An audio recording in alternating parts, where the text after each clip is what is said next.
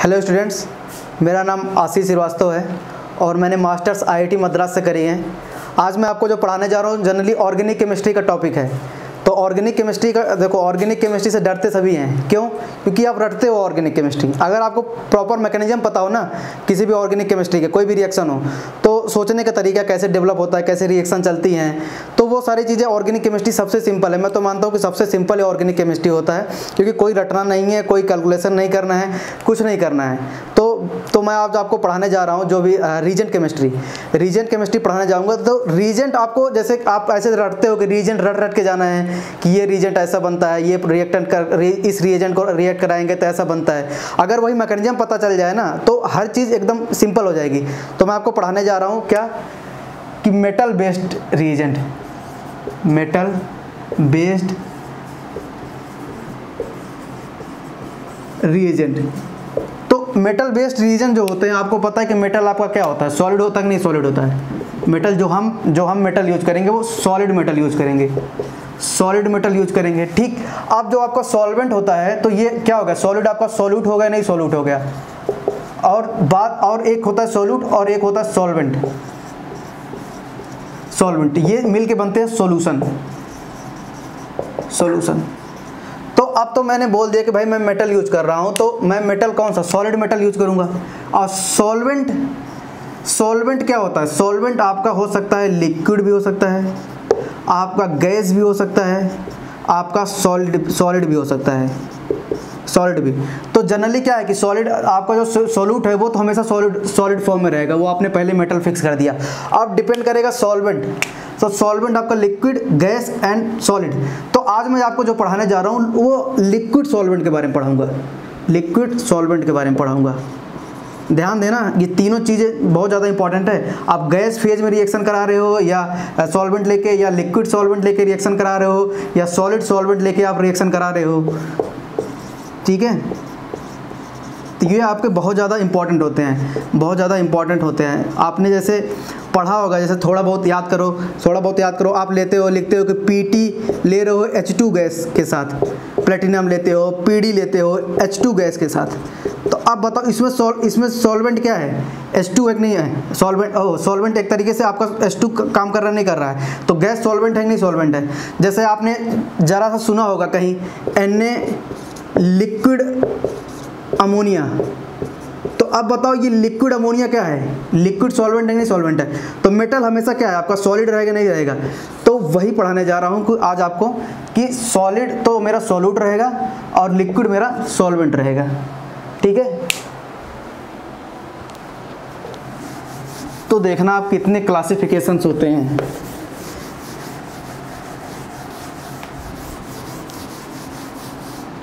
देखो सबसे पहले जैसे मान लो कि सॉलिड है, सॉलिड तो मेरा मेटल हो गया, ये बात आपको पता चल गई, ठीक है। और जो मैं सॉल्वेंट लेने जा रहा हूँ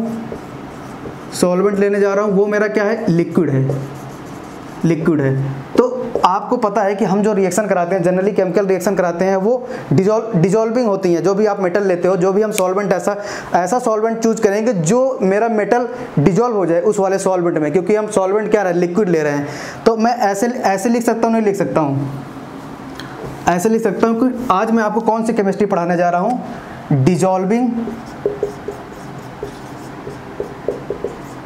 dissolving metal based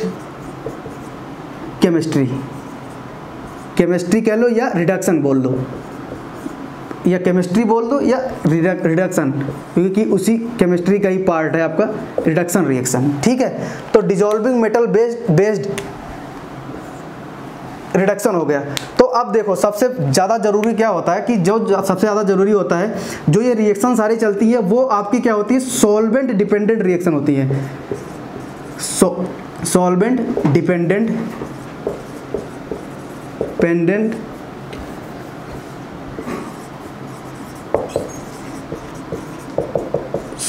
dependent reaction होती हैं। जो भी ये रिएक्शन है वो सारी क्या है, सॉल्वेंट डिपेंडेंट रिएक्शन चलती हैं। तो आज मैं आपको बताने जा रहा हूँ। आज मैं केवल देखो कौन सी मेटल की बात कर रहा हूँ। आज मैं जो एक मेटल की बात करूँगा, वो अगर कहीं आपको सोडियम मेटल दिख जाए बस इतना याद रखना कि सर बताए थे कि डिजोल्विंग मेटल बेस्ड केमिस्ट्री में कहीं अगर सोडियम दिख जाए तो ये सारी चीज़ें आपको रिकॉल होनी चाहिए कि भाई जो अभी आगे बताने जा रहा हूँ। तो सॉल्वेंट डिपेंडेंट रिएक्शन 3 तरीके की होती हैं, ध्यान देना। कौन कौन से सॉल्वेंट हो सकते हैं? एक तो हो सकते हैं एप्रोटिक सॉल्वेंट, एक होते हैं आपके प्रोटिक सॉल्वेंट,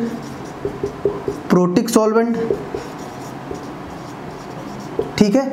और भाई और तीसरा आपका बहुत ज़्यादा इंपॉर्टेंट होता है अमोनिकल और एमीन सॉल्वेंट, ठीक है। अमोनिकल सॉल्वेंट या एमीन सॉल्वेंट हो गया। तो सबसे ज़्यादा जरूरी क्या होता है? एप्रोटिक में क्या होता है? आपको पता है कि एप्रोटिक कौन कौन से सॉल्वेंट होते हैं, जैसे ET2O, THF टेट्राहाइड्रोफ्यूरान या जाइलिन, ये सब क्या होते हैं? ये आपके एप्रोटिक सॉल्वेंट होते हैं।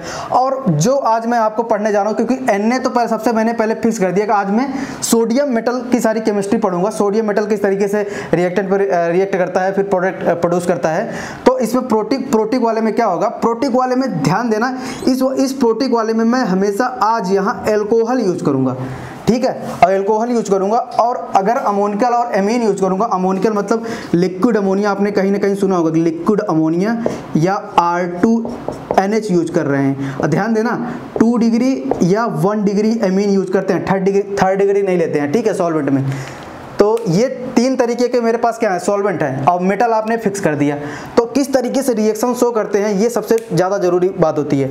तो ध्यान देना कि जो आपके एप्रोटिक सॉल्वेंट होते हैं, अगर Na के साथ एप्रोटिक सॉल्वेंट हो गया तो सबसे पहले एक नेम रिएक्शन आता है उड्स रिएक्शन, ठीक है, REXN लिख रहा हूँ, मतलब रिएक्शंस है। और सेकेंड आता है उड्स फिटिंग रिएक्शन,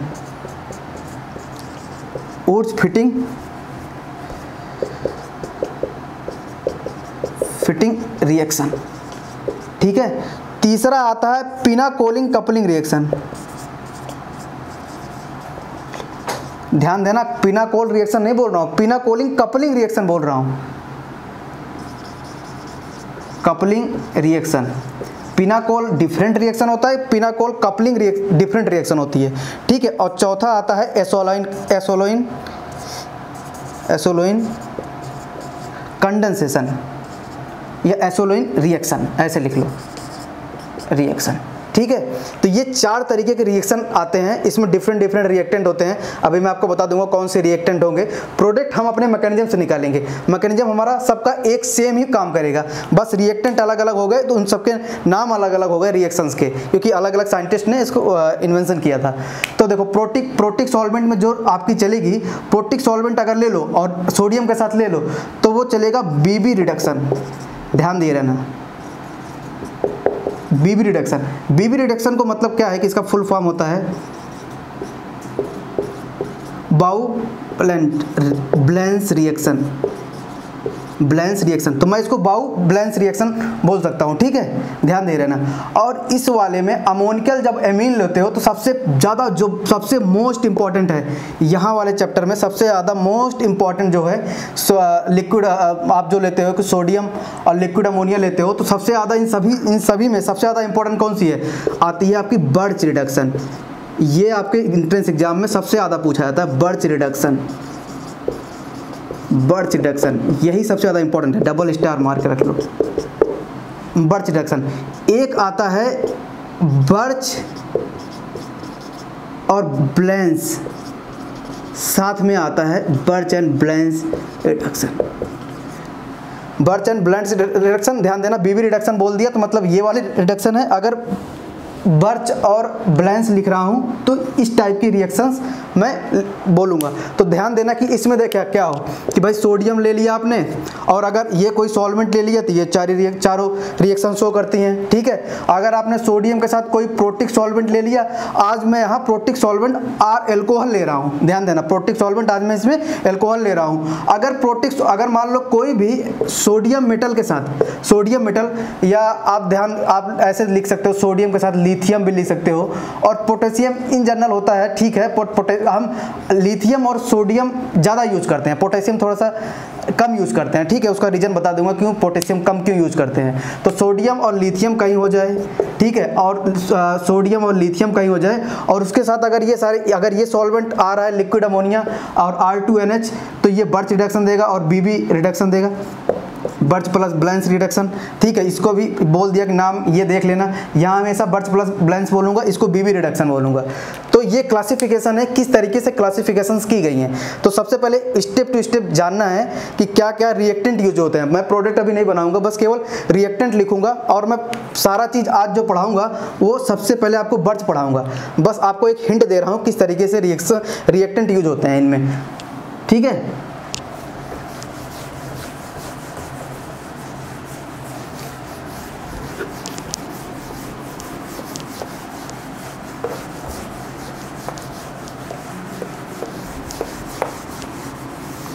देखो सबसे पहले मैंने बोला था वुड्स रिएक्शन, ध्यान देना। वुड्स रिएक्शन में क्या होता है कि RX 2RX प्लस 2Na लेते हो आप, ठीक है। 2RX प्लस 2Na लेते हो। प्रोडक्ट नहीं बना रहा हूँ क्योंकि मैंने बोला कि जब तक मैंने मैकेनिज्म नहीं पढ़ाऊंगा मैं प्रोडक्ट नहीं बताऊंगा, ठीक है। बस आप इतना जान लें कि वुड्स रिएक्शन रिएक्टेंट क्या होता है। और उस दूसरा बताया था मैंने वुड्स फिटिंग रिएक्शन। देखो सबके लिए क्या है कि इसमें Na है, अब इसमें सॉल्वेंट क्या होगा, ETO होगा, ये तो ET2O होगा, या THF होगा, या जाइलिन होगा, ठीक है। तो ये बता दिया कि ये पहले ही बता दिया कि उसी वाले क्लासिफिकेशन में आ रहा है। वुड्स फिटिंग रिएक्शन में क्या होता है, RX होता है प्लस 2Na होता है और प्लस R-X ले लो, तो ये वुड्स फिटिंग रिएक्शन होता है। और सॉल्वेंट यही ऊपर वाले हो गए, और ये सोडियम के साथ ले लो या लिथियम के साथ ले लो या पोटेशियम भी ले लो, कभी कभी पोटेशियम भी ले लेते हैं, पर ज़्यादातर यूज सोडियम और लिथियम को करते हैं, ठीक है। और तीसरा मैंने बोला था कि आपको कौन सा रिएक्शन बोला था, तीसरा मैंने बोला था पिनाकोलिक कपलिंग रिएक्शन। पिनाकोल रिएक्शन नहीं बोल रहा हूँ, पिनाकोलिक कपलिंग रिएक्शन। पिनाकोलिक कपलिंग रिएक्शन में क्या होता है कि जब मैं R2 ये कीटोन ले लूँ, कोई भी कीटोन ले लूँ और उसके साथ सोडियम ले लूँ और उसके साथ ये सॉल्वेंट ले लूँ, तो ये पिनाकोलिक कपलिंग रिएक्शन शो करते हैं, ठीक है। पिनाकोलिक कपलिंग रिएक्शन शो करते हैं। और चौथा है मेरे पास एसोलोइन कंडेंसेशन या रिएक्शन, ध्यान देना, ये बस नाम से आप जानना है, ठीक है। इसमें क्या होता है, इसमें आप लेते हो एस्टर, इसमें लेते हो क्या आप एस्टर लेते हो और आप यहाँ से सोडियम या लिथियम, यहाँ भी आप लिथियम ले सकते हो, बताया पहले भी, लिथियम ले सकते हो और पोटेशियम भी ले सकते हो। पोटेशियम रेयर ज़्यादा यूज नहीं करते हैं, ठीक है। और सॉल्वेंट वही है। तो बस आपको बस इतना ध्यान देना है कि देखो कॉमन चीज़ें क्या है कि भाई ये कॉमन है, रिएक्टेंट कुछ भी ले आओ, बस आपको मैकेनिज्म पता है। देखो कॉमन यहाँ भी यही है, ये कॉमन है, इसमें भी वही कॉमन है, और इसमें भी क्या है, ये कॉमन है नहीं कॉमन है। तो रिएक्टेंट कुछ भी हो सकता है, प्रोडक्ट बनेगा उसके हिसाब से, पर मैकेनिज्म जो ये फॉलो करेंगे, ये चारों का मैकेनिज्म किसी एक सिंगल मैकेनिज्म पे चारों चलेंगे, ठीक है।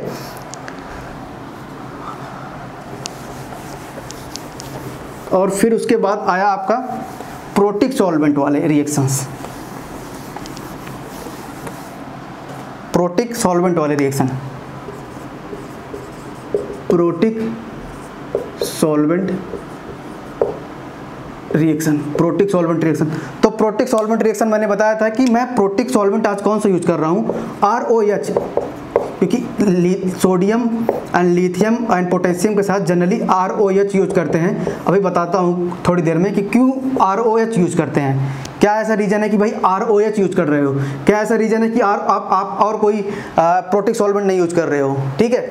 तो इसमें क्या होता है कि मेरे पास होता है कीटोन, कीटोन, और उसके साथ अगर मैं डाल दूं Na और यहाँ डाल दूं ROH, मतलब कोई अल्कोहल डाल दूं, उसके साथ रिएक्शन क्या करेगा, उसके साथ मेरे साथ BB रिएक्शन शो करेगा।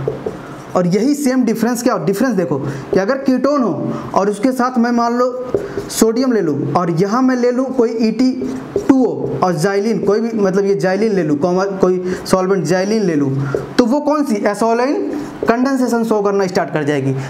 तो जस्ट देखो डिफरेंस, सॉल्वेंट डिफर करते ही पूरे रिएक्शन का नाम चेंज हो गया, मतलब प्रोडक्ट भी कुछ डिफरेंट बनेगा।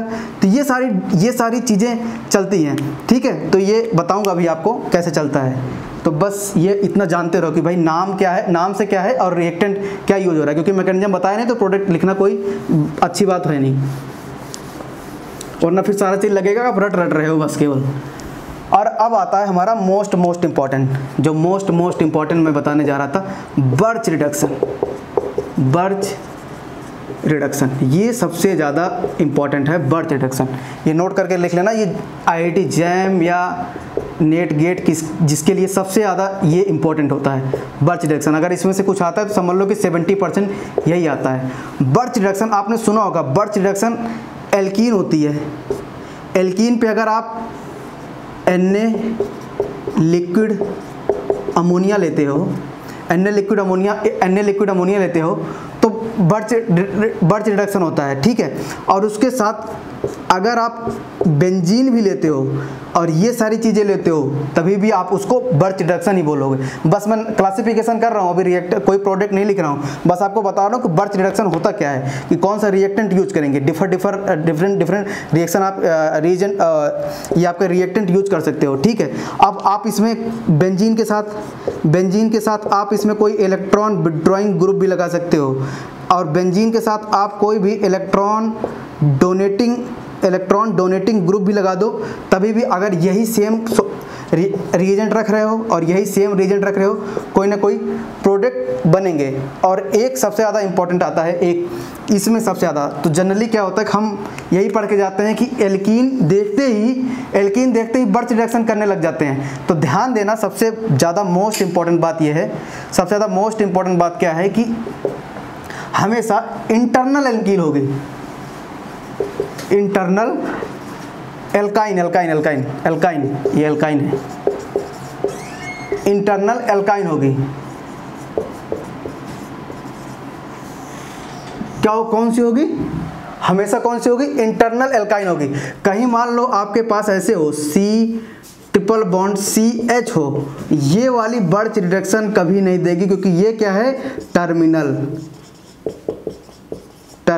एल्काइन है। टर्मिनल एल्काइन कभी भी बर्च रिडक्शन नहीं देगी। बर्च पढ़ते समय सबसे पहले ध्यान में ये रख लेना, अदरवाइज पेपर में सबसे ज़्यादा गलती क्या होती है? एल्काइन देखते ही और सॉल्वेंट वही डाला हुआ है, रिएजेंट वही डाला हुआ है, लिक्विड अमोनिया डाला हुआ है, देखते ही एक ही बात दिमाग में रन आती है कि भाई एक काम करो, इसका बर्च रिडक्शन कर दो, ठीक है। तो सबसे ज़्यादा ध्यान देना है इस बात पे कि एल्काइन आपका टर्मिनल है या आपका इंटरनल है। तो अब ये अभी प्रोडक्ट कुछ नहीं लिखा कि भाई क्या बनता है, एल्केन बनता है, एल्कीन बनता है, इसमें क्या बनता है, इसमें क्या बनता है, बस आपको बस इतना ध्यान देना है किस तरीके से रिएक्टेंट डिफर कर रहा है बर्च रिडक्शन में, ठीक है। और एक और इम्पॉर्टेंट है बीबी रिडक्शन, बताया नहीं कि बर्च एंड ब्लेंस रिडक्शन।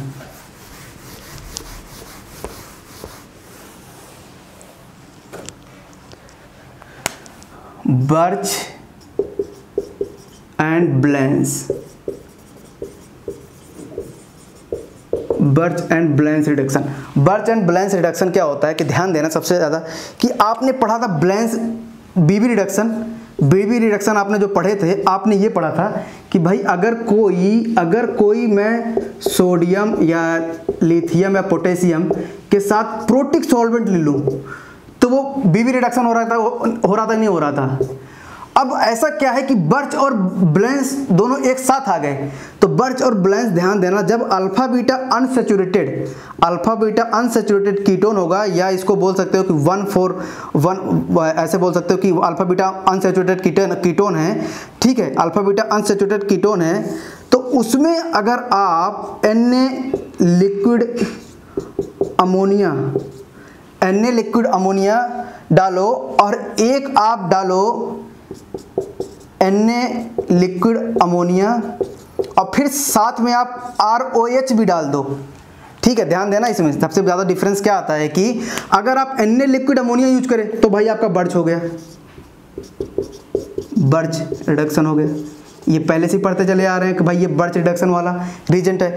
और अगर Na लिक्विड अमोनिया और प्लस ROH, तो आप देखो Na लिक्विड अमोनिया क्या है, बर्च है कि नहीं बर्च है, और Na अल्कोहल क्या है, Bb है कि नहीं, Bb रिडक्शन है नहीं रिडक्शन है, तो मतलब दोनों कॉम्बिनेशन एक साथ है। इसका मतलब इसको लिख सकता हूँ कि बर्च प्लस ब्लेंस रिडक्शन बोल सकता हूँ, नहीं बोल सकता हूँ भाई? ये बात आई समझ में? ठीक है, तो इतनी चीज़ें नोट करना और फिर आगे बताता हूँ कि क्या क्या। अब देखो सारा मैंने आपको सॉल्वेंट क्लासिफाई करके बता दिया, सारा मैंने बता दिया कि क्योंकि मैंने प्रोडक्ट इसलिए नहीं लिखा क्योंकि मैं कोई मैकेनिज्म नहीं बताया, तो मैं प्रोडक्ट नहीं लिखा। तो आप प्रोडक्ट आप मेरे साथ साथ लिखते रहना कि भाई प्रोडक्ट क्या बन रहा है, क्या नहीं बन रहा है, और किस लिए मैं लिक्विड अमोनिया यूज़ कर रहा हूँ, क्या है ऐसा रीज़न है कि भाई मुझे अल्कोहल यूज़ करना पड़ा सॉल्वेंट, और कोई सॉल्वेंट क्यों नहीं यूज़ कर पाते थे। तो ध्यान देना ये बातें अभी। तो आज मैं आपको बताने जा रहा हूँ बर्च रिडक्शन, सबसे ज़्यादा इंपॉर्टेंट जो पहले है बर्च रिडक्शन। उसके साथ अगर एक बार बर्च रिडक्शन सीख जाओगे, उसका मैकेनिज्म कैसे वर्क कर रहा है, तो सारी रिएक्शन ऑटोमेटिक आप जितनी मैंने लिखी थी 7-8 वो आप खुद ही कर जाओगे। तो देखो कराऊंगा तो है ही है। तो देखो सबसे पहले आप देखो बर्च रिडक्शन,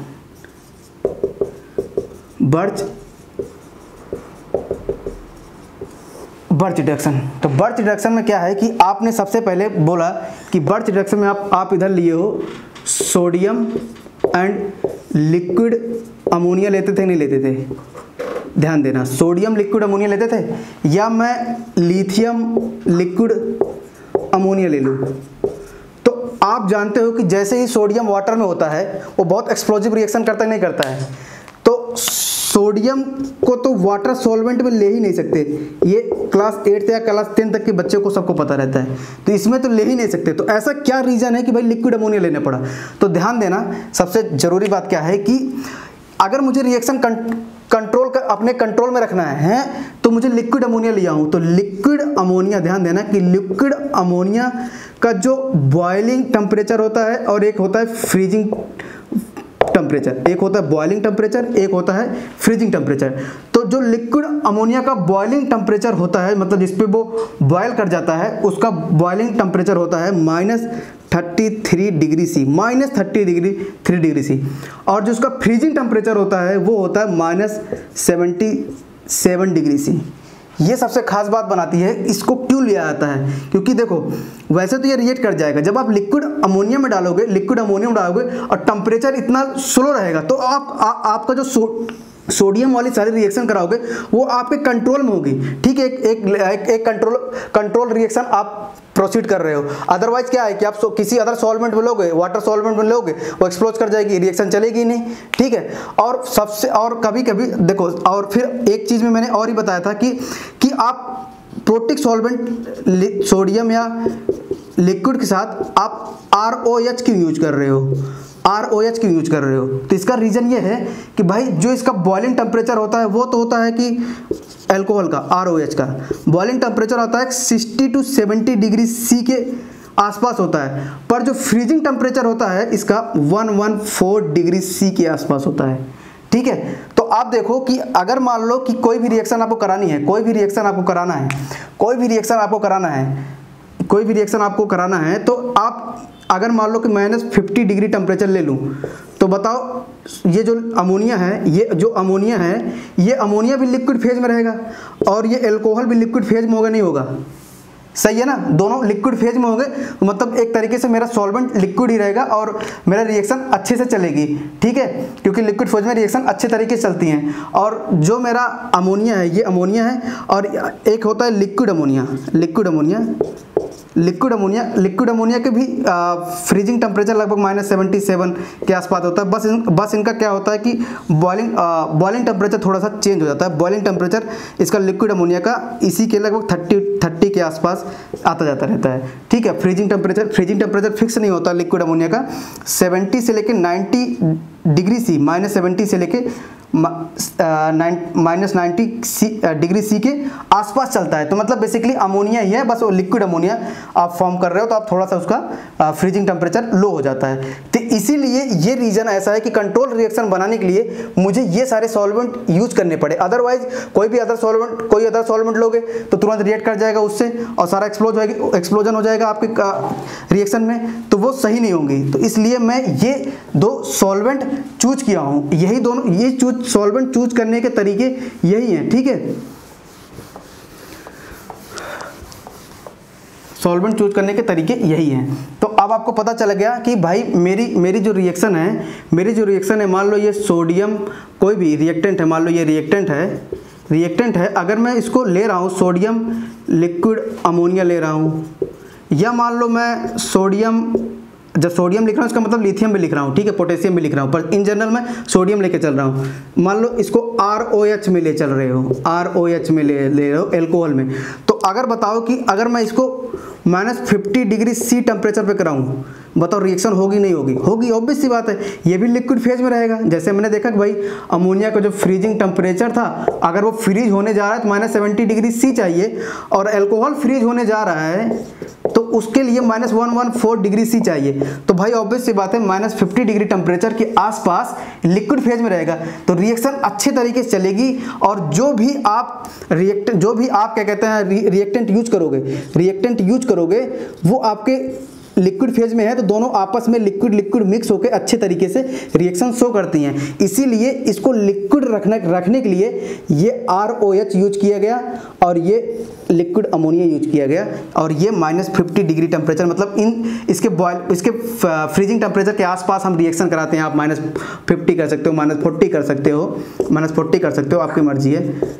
तो मतलब बस बेसिकली यही है कि ये सारी रिएक्शन जो होती है हमेशा लोअर टेम्परेचर पे होती हैं। जब भी आप इनको लैब में परफॉर्म करोगे ना, आपको सबसे ज़्यादा प्रिकॉशन किस में रखना पड़ता है? आपको लोअर टेम्परेचर मेंटेन करना होता है, अदरवाइज तुरंत आपकी रिएक्शन पूरी एक्सप्लोज कर जाएगी। तो इसलिए इस रिएक्शन को करने के लिए बहुत ज़्यादा आपको सतर्कता बरतनी पड़ती है, अदरवाइज आपकी रिएक्शन नहीं हो पाती है। लोग क्या करते हैं, रिएक्शन तो करते हैं पूरे 4-4 दिन 5-5 दिन रिएक्शन टेम्परेचर ही नहीं बैलेंस कर पाते हैं, टेम्परेचर बैलेंस नहीं कर पाते हैं, तो सबसे ज़्यादा डिफिकल्टीज आती हैं टेम्परेचर बैलेंस करने में। कि आपकी मान लो रिएक्शन चल रही है 40 मिनट की चल रही है, 45 मिनट की रिएक्शन हो रही है, तो आपको टेम्परेचर आपको मेंटेन करना होता है इसका, कि भाई उसी तरीके से रिएक्शन मूव करे, ठीक है। तो ये तो मेरे पास ये इंपॉर्टेंस थी किस तरीके से मैंने इसको लिया।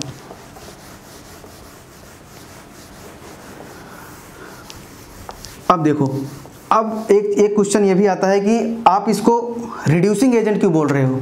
रिड्यूसिंग एजेंट जो भी सोडियम वगैरह ले रहा हूँ, सोडियम लिथियम ले रहा हूँ, तो अब मैं बोल रहा हूँ कि बर्च रिडक्शन, ऑक्सीडेशन इस बोल सकता हूँ कि भाई बर्च रिडक्शन बोलने के लिए कोई ना कोई ऐसा रीजन रहा होगा ना कि बर्च रिडक्शन बोल दिया। भाई रिडक्शन, बर्च चलो नाम हो गया, रिडक्शन क्यों बोल रहा हूँ? तो अब रिडक्शन की अगर कैटेगरी में इसको रखा हूँ तो कहीं ना कहीं किसी को रिड्यूस कर रहा होगा। तो भाई अब देखो, अब पढ़ो, ध्यान से देखना कि क्या है। कि मान लो आपके पास, मैंने पहले ही बताया कि टर्मिनल अगर एल्काइन होगा, टर्मिनल एल्काइन होगा, मतलब अगर एल्काइन एकदम टर्मिनल होगा उसका बर्च रिडक्शन नहीं होगा। उसमें क्या होगा वो मैं बता दूंगा, अभी आप ध्यान से यहाँ देखो कि क्या कैसे होना है। मान लो मेरे पास कोई इंटरनल एल्काइन है, ठीक है, इंटरनल एल्काइन है, ये मान लो कुछ भी है, R है और R' है। आपने इस पर डाल दिया Na लिक्विड अमोनिया डाल दिया, Na लिक्विड अमोनिया डाल दिया, ये बात ध्यान से देखना, Na लिक्विड अमोनिया डाल दिया। तो सबसे पहले आप एक बात आप नोट करो कि सबसे पहले जो रिएक्शंस होती हैं, सबसे पहले जो भी ऑर्गेनिक रिएक्शन चलती हैं, ऑर्गेनिक रिएक्शन ये ट्रेंड फॉलो करती हैं। सबसे पहले होती है मेरी acid base reaction. Second number पे जो रिएक्शन होती है, अगर सबसे पहले एसिड बेस होती है, उसके बाद ये एक जनरल ट्रेंड है, कोई भी ऑर्गेनिक रिएक्शन को पहचानने के लिए ना एक जनरल ट्रेंड है, मतलब आइडिया कहाँ से जनरेट हो रहा है कोई भी रिएक्शन को करने के लिए, एडिशन। फिर उसके बाद आती है सब्स्टिट्यूशन रिएक्शन,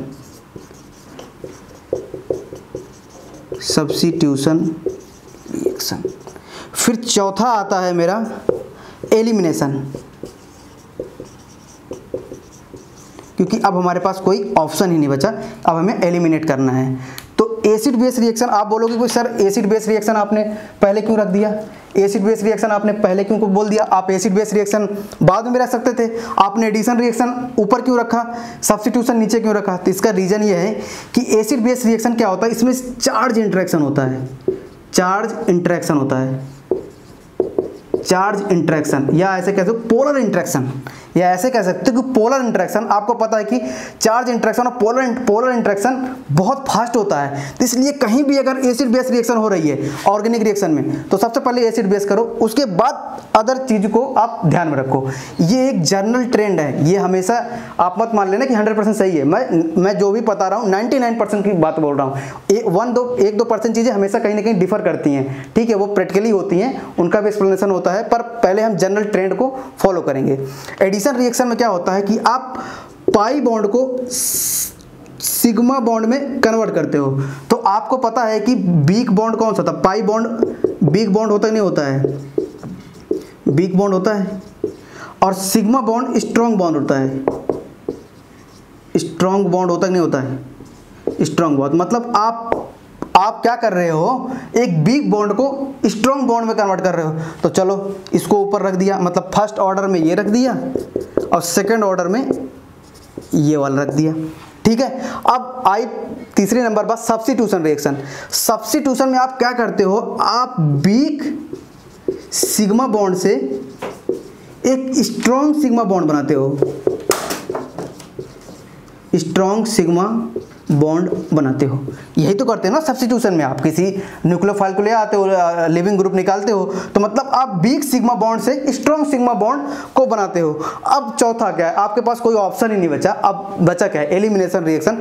एलिमिनेशन में क्या करते हैं, एलिमिनेशन क्या करते हैं, सिग्मा से पाई में कन्वर्ट करते हैं, ठीक है। वो थर्मल स्टेबिलिटी चेक कर, जब थर्मल स्टेबल हो रहा है तो थर्मल स्टेबल, ठीक है। तो ध्यान देना कि किस तरीके से रिएक्शन फॉलो करेंगे। यही ट्रेंड हर जगह, कोई भी ऑर्गेनिक रिएक्शन हो, आप ऑर्गेनिक या इनऑर्गेनिक नहीं कह सकते, इनऑर्गेनिक में अलग अलग चीज़ें चलती हैं, पर क्या है कि ये वाली जो चीज़ें हैं ये 99% वैलिड है। कोई भी रिएक्शन आप देखते ही पहले दिमाग में आपके चार बात ये समझ में आना चाहिए कि पहला ऑर्डर में एसिड बेस चूज करूंगा, दूसरा ऑर्डर में एडिशन चूज करूंगा, तीसरा ऑर्डर में सब्स्टिट्यूशन चूज करूंगा, और फोर्थ नंबर ऑर्डर में एलिमिनेशन चूज करूंगा। और बता भी दिया रीजन क्या होता है कि भाई पहले तो आपका चार्ज इंटरेक्शन होता है, दूसरा आपका बता दिया कि भाई पाई से सिग्मा चेंज करते हो, पाई बॉन्ड से आप सिग्मा बॉन्ड में चेंज करते हो। तो पाई क्या होता है, आपको पता है कि पाई वीक होता है, क्यों, क्योंकि इसका ओवरलैप साइड वाइज ओवरलैप होता है, साइड वाइज ओवरलैप होता नहीं होता है, साइड वाइज ओवरलैप होता है, साइड वाइज ओवरलैप होता है। और सिग्मा बॉन्ड क्या होता है, ओवरलैप आईएनएफ होता है, इंटरन्यूक्लियर एक्सिस पे ओवरलैप होता है, इसलिए स्ट्रॉन्ग बॉन्ड होता है नहीं, ये पाई बॉन्ड हो गया और ये सिग्मा बॉन्ड हो गया, तो ये ज़्यादा स्ट्रॉन्ग बॉन्ड होता है। तो आप यहाँ से क्या कर रहे हो, आप वीक से एक स्ट्रॉन्ग बॉन्ड बना रहे हो, तो इसलिए आप इसको एडिशन रिएक्शन को आप पहले चूज कर रहे हो। फिर सब्स्टिट्यूशन में क्या है कि भाई कोई भी न्यूक्लियोफाइल लेके आते हो, आप वीक उसको रिप्लेस करते हो, तो मतलब लिविंग ग्रुप टूटता है और न्यूक्लियोफाइल जुड़ता है, मतलब वीक सिग्मा बॉन्ड से आप स्ट्रॉन्ग सिग्मा बॉन्ड की तरफ मूव कर रहे हो।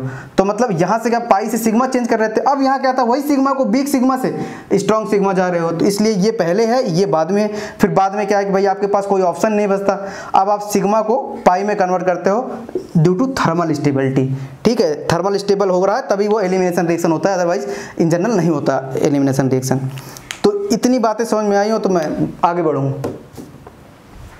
ठीक है। तो अब देखो आगे देखो क्या होता है, ये सब सारी चीज़ें फॉलो करती हैं, सारी चीज़ें फॉलो करती हैं। और एक और सबसे ज़्यादा ज़रूरी बात आपको बता रहा हूँ, ये तो एक इन जनरल बातें हो गई, और एक सबसे ज़्यादा ज़रूरी बात, ये मोस्ट इम्पॉर्टेंट बात लिख लो 5 स्टार मार के, जो आज मैं बताने जा रहा हूँ। देखो, एक होता है सिग्मा बॉन्ड, सिग्मा, एक होता है पाई बॉन्डिंग, सिग्मा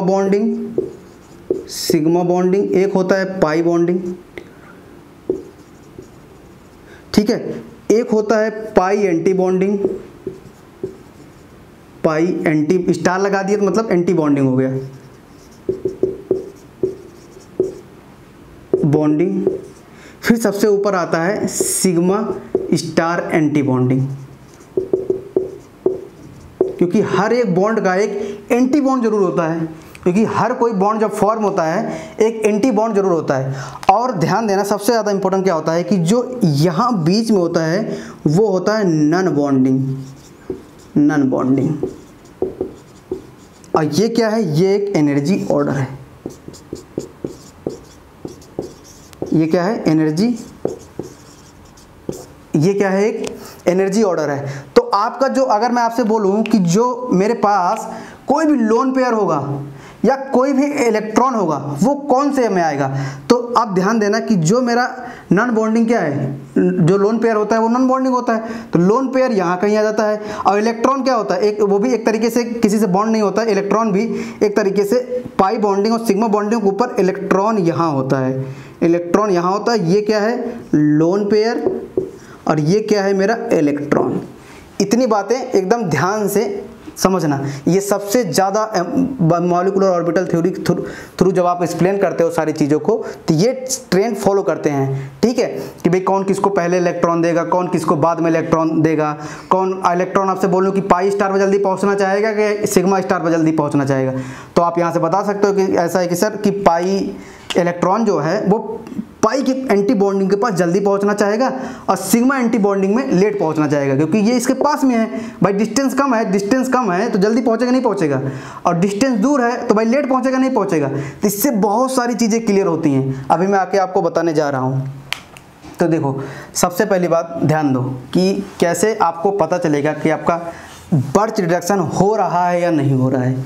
तो एक सबसे ज़्यादा ज़रूरी बात क्या होती है, देखो जैसे मान लो कि ये आपके पास, मान के लो है ही, मान लो ये आपके पास सोडियम है, जैसे ही सोडियम स्टेबल कॉन्फ़िगरेशन अचीव करने के लिए एक इलेक्ट्रॉन निकाला, जैसे ही एक इलेक्ट्रॉन निकाला तो लिक्विड, अब ये जैसे ही इलेक्ट्रॉन निकाला, जैसे ही इलेक्ट्रॉन निकाला तो वहाँ से क्या है, सॉल्यूशन में लिक्विड अमोनिया है, तो भाई लिक्विड अमोनिया क्या करेंगे, इसको घेर लेंगे। एक काम करेंगे भाई, ये तो आ गया, इसको घेरो पहले, घेरो पहले। तो लिक्विड अमोनिया जो है इसको सारे को घेर लेंगे, तो ऐसे लिख दूँगा अमोनिया अमोनिया इसको घेर लेंगे, अमोनिया अमोनिया इसको घेर लेंगे, अमोनिया अमोनिया का इसको घेर लेंगे। इसी को बोलते हैं अमोनिकल सॉल्यूशन,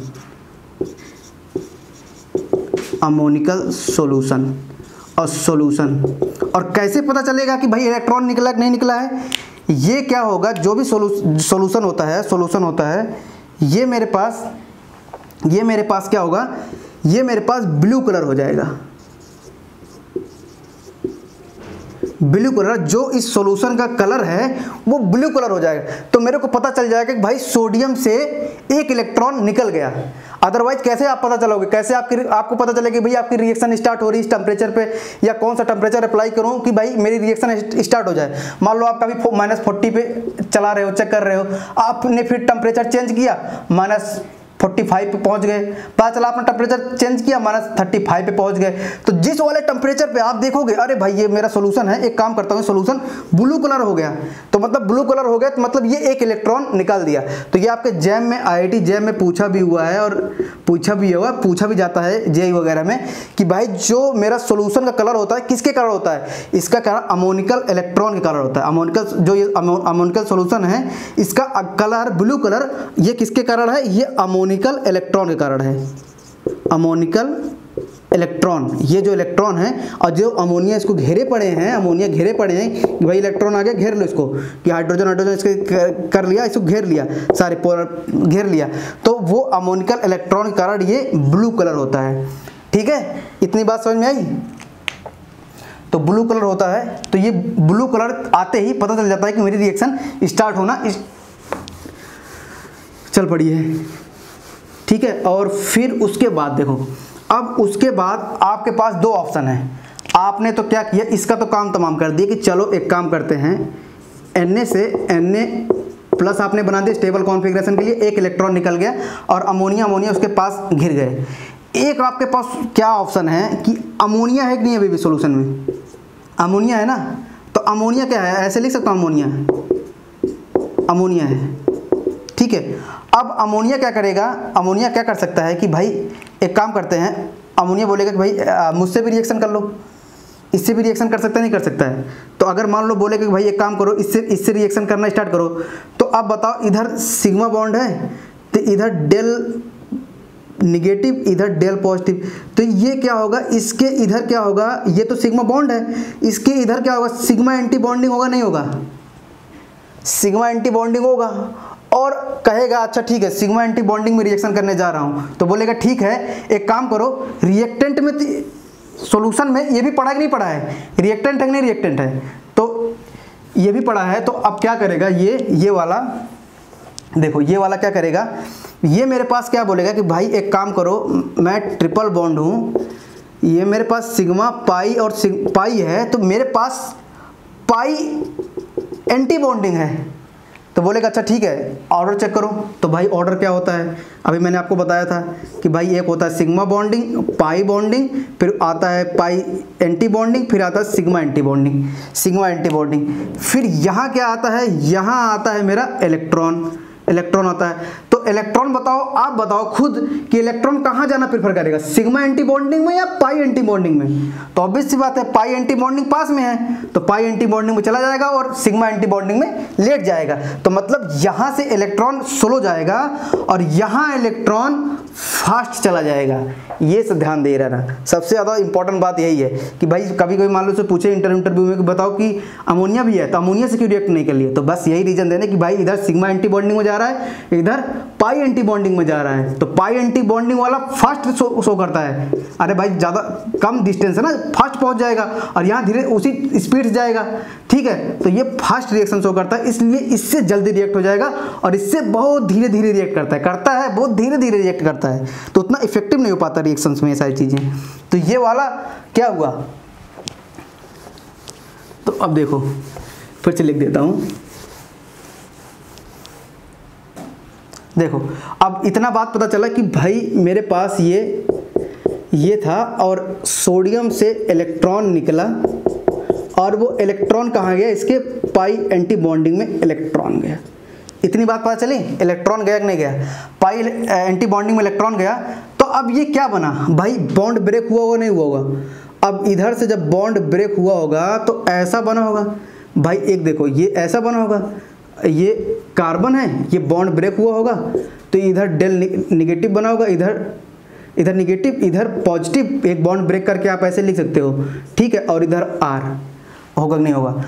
अब बताओ कि जब बॉन्ड ब्रेक किया हूँ तो ऐसे किया हूँ, ठीक है। अब बताओ कि इलेक्ट्रॉन आया होगा, इलेक्ट्रॉन पे एक माइनस चार्ज होता नहीं होता है, तो इलेक्ट्रॉन क्या करेगा, इस पे रिएक्ट करेगा पाई एंटी बॉन्डिंग में। ये मत ध्यान देना कि भाई पॉजिटिव है तो इसलिए रिएक्ट कर रहा है, मैं जस्ट ब्रेक किया हूँ बॉन्ड को निगेटिव और पॉजिटिव में। मेन रीजन क्या है कि वो पाई एंटी बॉन्डिंग में रिएक्ट कर रहा है। ये आप ऐसे भी लिख सकते हो, कोई दिक्कत नहीं, आप ऐसे लिख सकते हो, पॉजिटिव लिख लो निगेटिव लिख लो।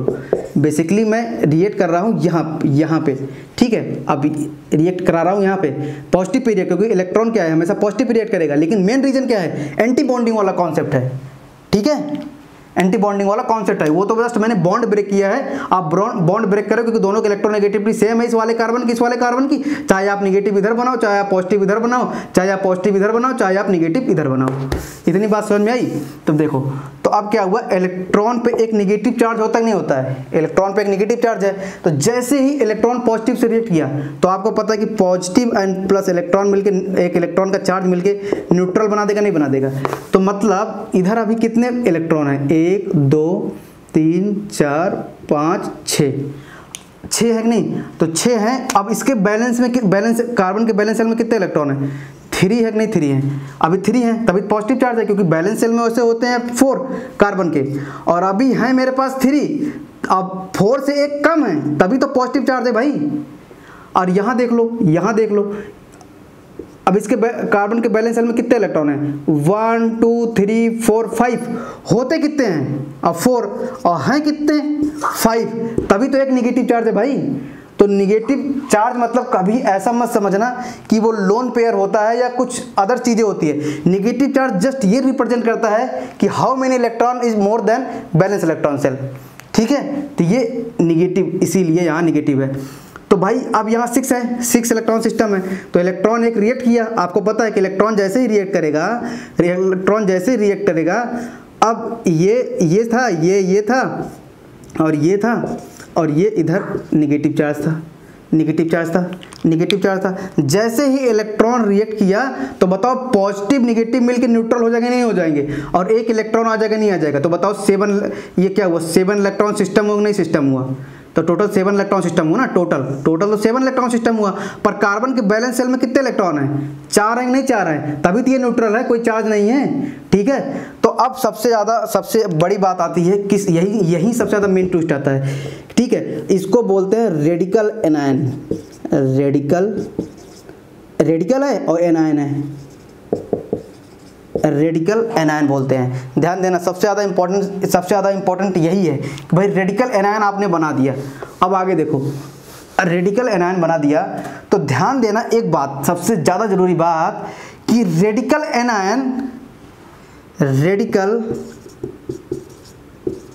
Anion are not stable eight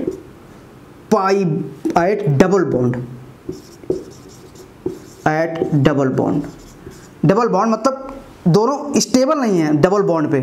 stability वो लड़ाई करते रहे आपस में, रिपल्सन करते रहते हैं कि भाई एक काम करो, रहना तो दोनों को ही है, लेकिन वो स्टेबिलिटी को बोलते हैं कि भाई मैं स्टेबल नहीं हूँ, तो बोलेगा एक काम करो भाई, एक काम करो, आपको स्टेबल ही रहना है, तो ऐसा हम दोनों ऐसा कोई कॉन्फ़िगरेशन बनाते हैं, हम दोनों ऐसा कोई कॉन्फ़िगरेशन बनाते हैं, हम दोनों ऐसी कोई स्टीरियोकेमिस्ट्री चेंज कर लेते हैं, या ऐसा अरेंजमेंट कर लेते हैं कि भाई तुमको भी दिक्कत ना हो और मुझे भी दिक्कत ना हो। वैसे रेडिकल एनायन पाई बॉन्ड पे स्टेबल, डबल बॉन्ड पे स्टेबल नहीं होते हैं, पर वो कहेंगे भाई अब रहने तो दोनों को ही है, रहने तो दोनों को ही है, तो कहेंगे एक काम करो, स्टेबिलिटी को मेंटेन करने के लिए एक काम करता हूँ, आप एक काम करो, आप रेडिकल इधर नीचे चले जाओ, इधर बॉन्ड से नीचे चले जाओ, मैं इधर हो जाता हूँ, मैं इधर एनायन हो जाता हूँ।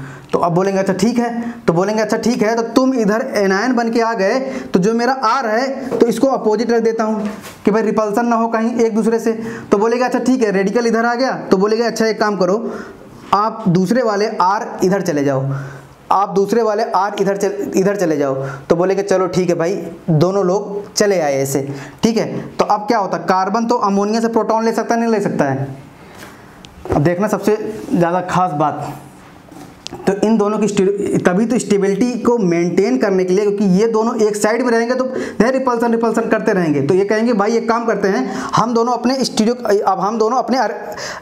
को ऐसे चेंज करते हैं, ऐसे अरेंजमेंट करते हैं कि भाई तुम भी स्टेबल रहो मैं भी स्टेबल रहूं।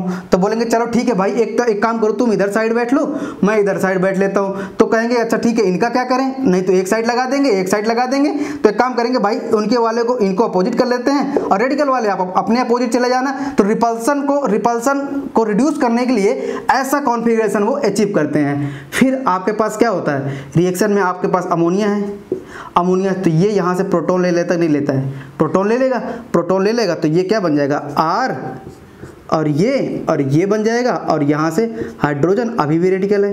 अच्छा बोलेगा रेडिकल है, तो बोलेगा एक काम करो भाई, रेडिकल और आपके सॉल्यूशन में ये भी होगा नहीं होगा। एक चीज़ ध्यान दो कि ये तो बना, यहाँ तक बना, यहाँ थोड़ा सा रफ कर रहा हूँ।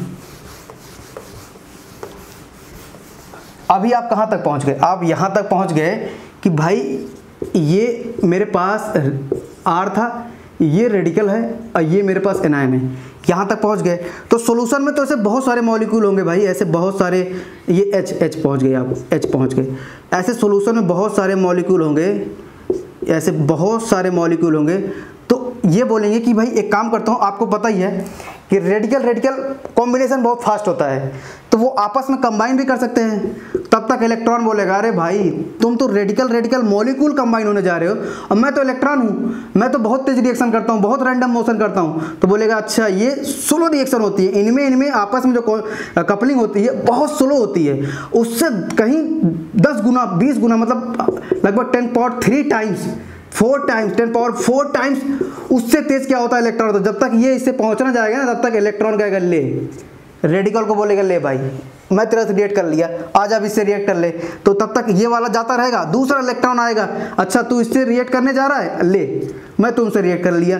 तो अब क्या हुआ, बेसिकली ये बहुत साइड प्रोडक्ट बनता है, कभी भी बहुत 0.01% के आसपास कहीं बनता है। ये अगर कंबाइन करेंगे, अगर ये कंबाइन करेंगे तो अगर ये कंबाइन करके आपस में कपलिंग रिएक्शन शो करेंगे, ये R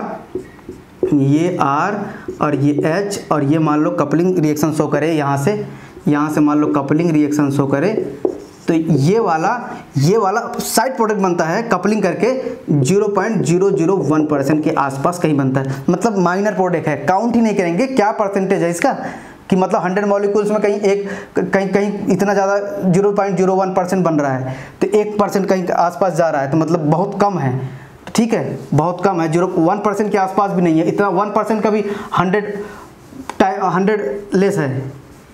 ठीक है, तो अब बोलेगा कि अच्छा ठीक है, तो आपको पता चलेगा भाई वो तो बहुत लेट कॉम्बिनेशन करेंगे आपस में जो दूसरे मॉलिक्यूल से, उससे पहले इलेक्ट्रॉन कूद के आएगा। एक काम करो, मैं आपसे रिएक्ट कर लेता हूँ, तो बोलेगा चलो भाई ठीक है रिएक्ट कर लो, ये H हो गया और ये R हो गया और ये R हो गया, अब ये एनायन बना।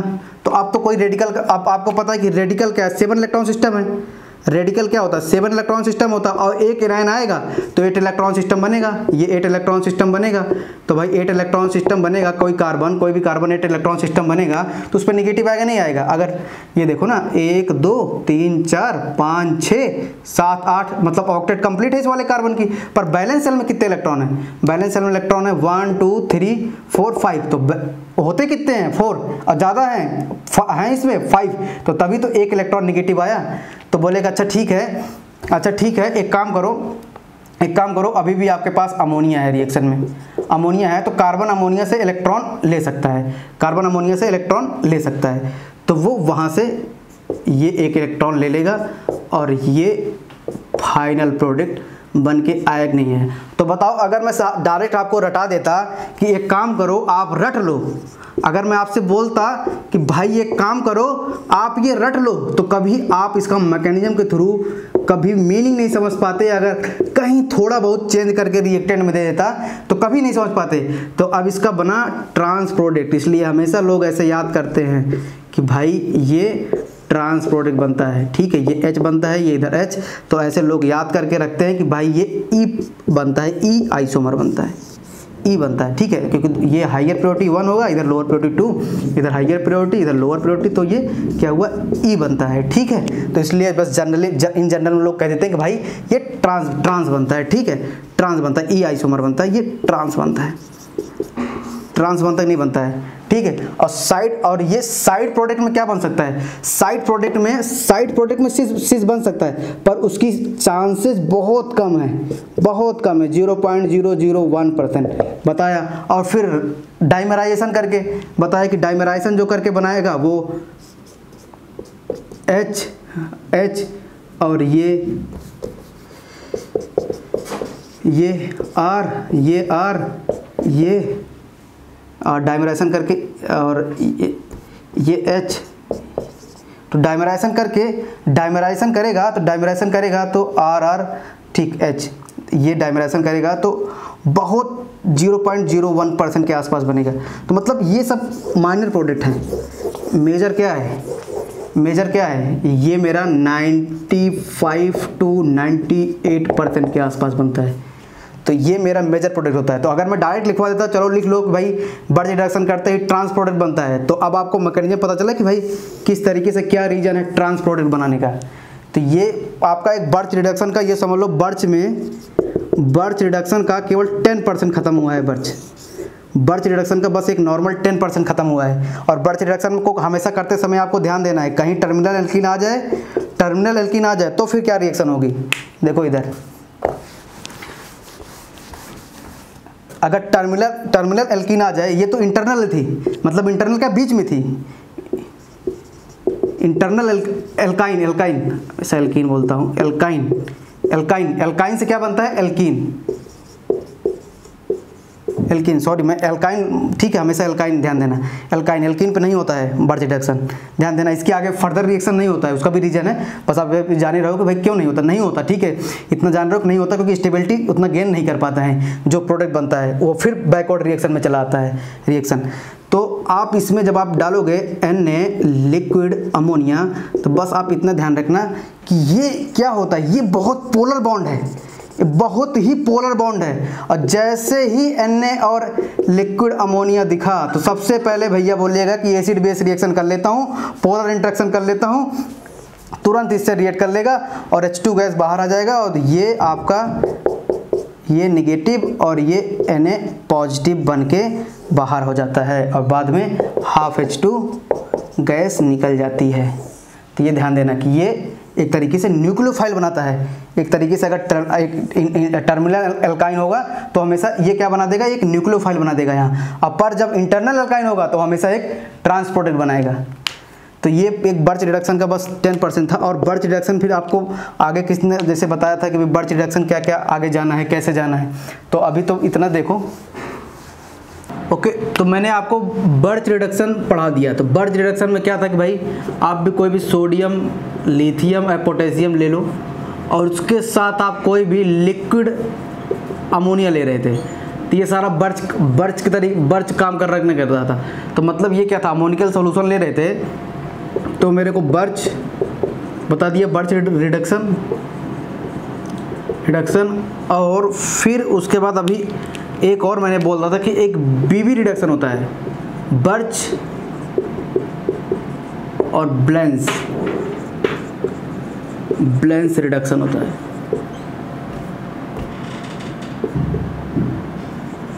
रिडक्शन अब क्या है ये ब्लेंस रिडक्शन। तो मैंने आपको बताया था कि ब्लेंस रिडक्शन करने के लिए मेरे पास सोडियम, लिथियम या पोटेशियम तो होगा ही, ठीक है, उसके साथ मेरे पास सॉल्वेंट क्या होगा, क्योंकि इसमें सॉल्वेंट अमोनिकल था तो बर्च हो गया। अब इसमें सॉल्वेंट क्या था, इसमें सॉल्वेंट मेरे पास एल्कोहल था। इसमें मेरे पास सॉल्वेंट क्या था, एल्कोहल था, नहीं एल्कोहल था, सॉल्वेंट एल्कोहल था। तो अब जब आप ले लोगे कोई भी रिएक्टेंट ले लो, कोई भी रिएक्टेंट ले लो और उस वाले रिएक्टेंट में मान लो आपने डाल दिया Na और आपने डाल दिया ROH, ठीक है, ROH डाला और आप लो टेम्परेचर रखो, लो टेम्परेचर रखते हैं। तो मैंने बताया ही था कि जैसे कि आपको क्या है कि भाई R का जो मेरा फ्रीजिंग पॉइंट है वो बहुत कम है, जो आपका जो फ्रीजिंग पॉइंट होता है -114 के आसपास डिग्री सेंटीग्रेड के आसपास होता है। तो आप लोअर टेम्परेचर कराओगे तो कंट्रोल्ड रिएक्शन होगी नहीं होगी, क्योंकि सोडियम है, हाईयर टेम्परेचर लेते ही तुरंत एक्सोथर्मिक रिएक्शन शो करने स्टार्ट कर जाती है। तो इसीलिए लोअर टेम्परेचर करने के लिए अगर मैं मान लो लोअर टेम्परेचर कर दिया तो मैं ये सॉल्वेंट ले सकता हूँ। तो ये एक तो आगे भाई लो टेम्परेचर क्यों लिखते हैं, और ये पता चल गया भाई सोडियम ले रहे हैं तो ROH के साथ लेंगे, कोई रिएक्टेंट होगा तो वो मेरा बीबी रिडक्शन होगा। इतनी बात समझ में आई, देखो बीबी रिडक्शन। और मैंने बताया था कि भाई ये क्या है, ये आपका बाउवेलेंट एंड रिडक्शन, ठीक है। अब चलो इसका मैकेनिज्म देखते हैं कि इस किस तरीके से कौन सा रिएक्टेंट लेंगे, क्या लेंगे, वो बनेगा। तो बर्च बस जस्ट बर्च अभी 10% खत्म हुआ है, बस ये बता के फिर मैं बता दूंगा कि कैसे क्या क्या बीबी बर्च और ब्लेंस दोनों एक साथ कैसे वर्क कर रहे थे। तो दोनों में डिफरेंस भी दिखा दूंगा, फिर डिफरेंस कैसे आपको डिफ्रेंशिएट करना है। तो देखो जैसे आप कोई भी कीटोन लेते हो, मान लो मैं कोई भी कीटोन ले लिया और इसके साथ में मैं ले लिया Na और ले लिया ROH ले लिया, ठीक, ROH ले लिया। तो सबसे पहले क्या होगा, सबसे पहले आपको पता है सबसे पहले क्या होगा इसमें कि भाई आपने लो टेम्परेचर रखा कि नहीं रखा है, लो टेम्परेचर रखा है। तो सबसे पहले क्या होगा, सोडियम अपना एक इलेक्ट्रॉन लूज करेगा, नहीं लूज करेगा, सोडियम अपना एक इलेक्ट्रॉन लूज करेगा। तो जब लूज करेगा तो लोअर टेम्परेचर पे, अब लूज किया एक इलेक्ट्रॉन तो इसके पास क्या है, दो पॉसिबिलिटीज है, एक है ROH और एक है मेरे पास कीटोन, ठीक।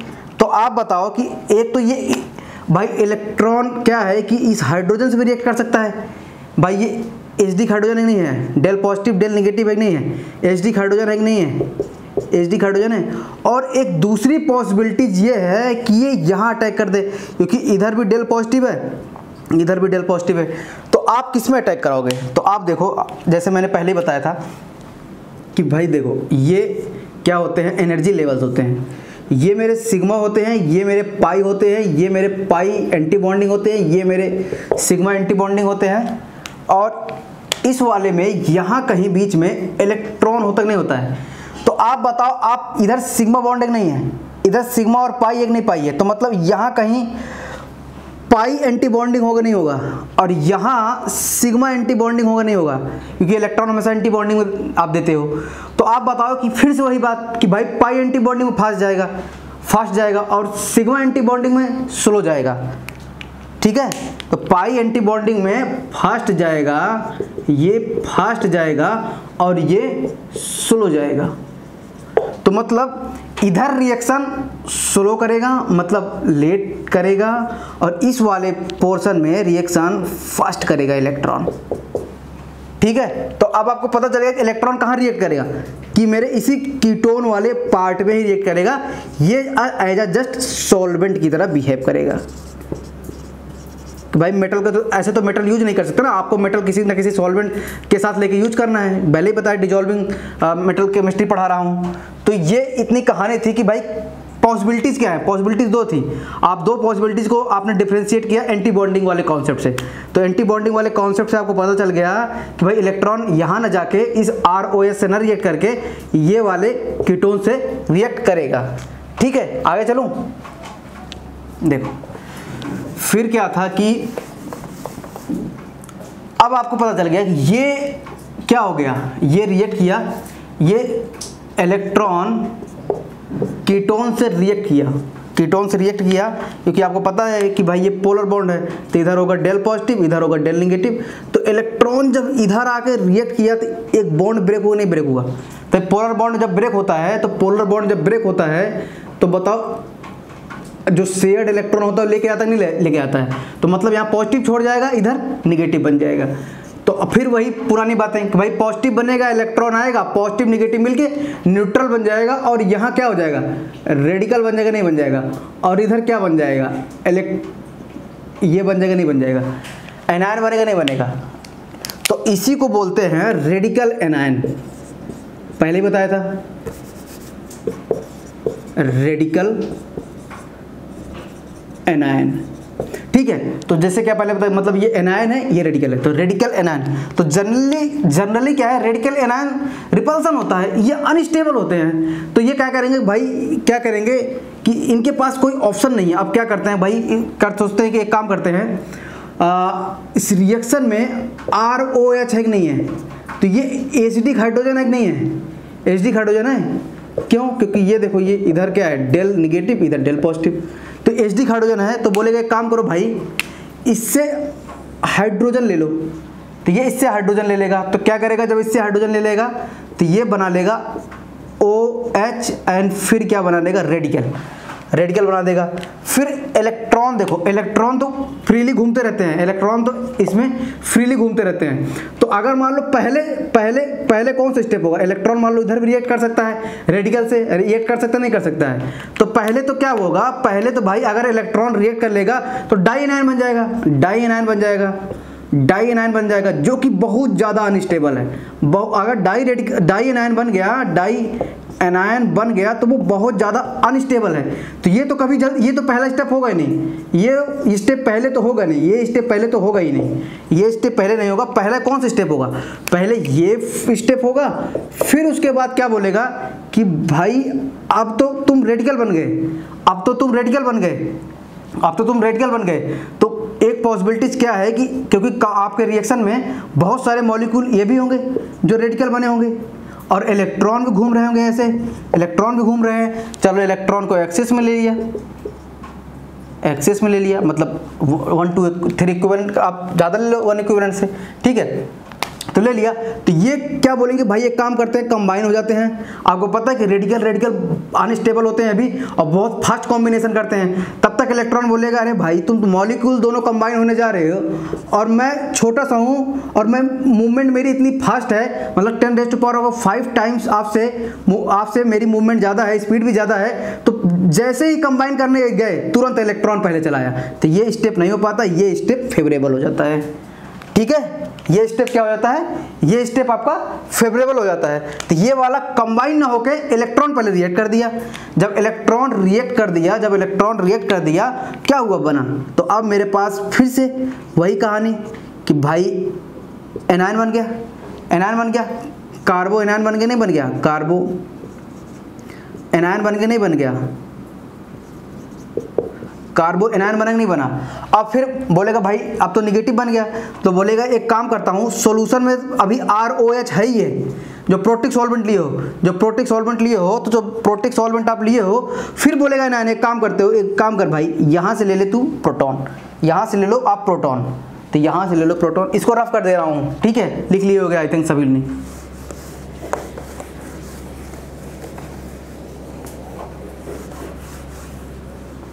ठीक है, तो ये हाँ आप प्रोटॉन ले लियोगे। अब आगे क्या होगा, आगे जैसे ही प्रोटॉन लोगे तो फिर आपसे क्या होगा कि ये OH और ये H यहाँ जाके जुड़ेगा, नहीं जुड़ेगा, और आगे एल्कोक्साइड बनेगा, नहीं बनेगा, एल्कोक्साइड। तो एक एल्कोक्साइड तो आप यहाँ बनाए थे, एक एल्कोक्साइड यहाँ बनाए थे, तो ये वाला जो एक Na आप यूज कराए थे शुरुआत में, Na equal to Na plus electron, तो वो ये वाला Na इधर रिएक्ट किया तो भाई H पॉजिटिव चला गया होगा, RO नेगेटिव, Na प्लस बना होगा। फिर आपने क्या किया, यहाँ एल्कोऑक्साइड छोड़ा और यहाँ एल्कोऑक्साइड छोड़ा, और यहाँ जो इलेक्ट्रॉन आपने यूज किया होगा, मान लो ऐसे ये वाला Na, वो क्या होगा, फिर से Na यहाँ जाके रुक जाएगा। ठीक है, तो ये आपका बन जाएगा एक तरीके से सॉल्ट बन जाएगा ये, और ये आपका क्या होता है, मेजर प्रोडक्ट बनता है, ये मेजर प्रोडक्ट बनता है। तो समझ में आया किस तरीके से मैकेनिज्म, जस्ट आप सॉल्वेंट डिफर कर दो, जस्ट आप सॉल्वेंट डिफर कर दो तो पूरा प्रोडक्ट चेंज हो जा रहा है। तो ये इसी को बोलते हैं बीबी रिडक्शन।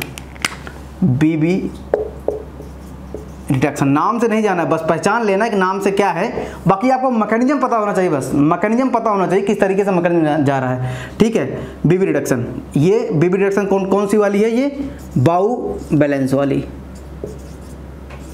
बैलेंस वाली रिडक्शन है। वो क्या कर रहा है, वो क्या कर रहा है, कीटोन को किस में चेंज कर रहा है, एल्कोहल में चेंज कर रहा है कि नहीं कर रहा है, एल्कोहल में चेंज कर रहा है कि नहीं कर रहा है, एल्कोहल में चेंज कर रहा है ना। तो यहाँ ऑक्सीडेशन स्टेट कितनी है कार्बन की, यहाँ +2 है और यहाँ +1 हो गया, तो बताओ रिडक्शन हुआ कि नहीं हुआ, तो रिडक्शन हुआ कि नहीं हुआ भाई, रिडक्शन हुआ ना, तो रिडक्शन हुआ तभी तो पढ़ रहे हैं ना, रिड्यूसिंग एजेंट है, तभी तो कह रहे हैं कि भाई रिडक्शन, बर्च रिडक्शन या बीबी रिडक्शन, तो मतलब ये रिड्यूसिंग एजेंट है क्योंकि दूसरे वाले को रिड्यूस कर रहा है, और खुद Na+ बन रहा है तो ऑक्सीडाइज हो रहा है, जब खुद ऑक्सीडाइज हो रहा है और दूसरे को रिड्यूस कर रहा है तो इसी तो बोलते हैं भाई रिड्यूसिंग एजेंट, रिड्यूसिंग एजेंट। ठीक है, इसीलिए Na आपको क्या कर रहा है, रिड्यूसिंग एजेंट की तरीके काम कर रहा है। तो ठीक है, आई थिंक इतना समझ में आया होगा। अभी एक और देखो, अब देखो सबसे खास बात क्या होती है कि इसमें जो जस्ट एक सॉल्वेंट डिफर कर दूं, जस्ट एक सॉल्वेंट मैं आपसे डिफर कर देता हूं, देखना सॉल्वेंट डिफरेंशिएट करते ही पूरी रिएक्शन ही चेंज हो जाएगी, पूरी रिएक्शन ही चेंज हो जाएगी।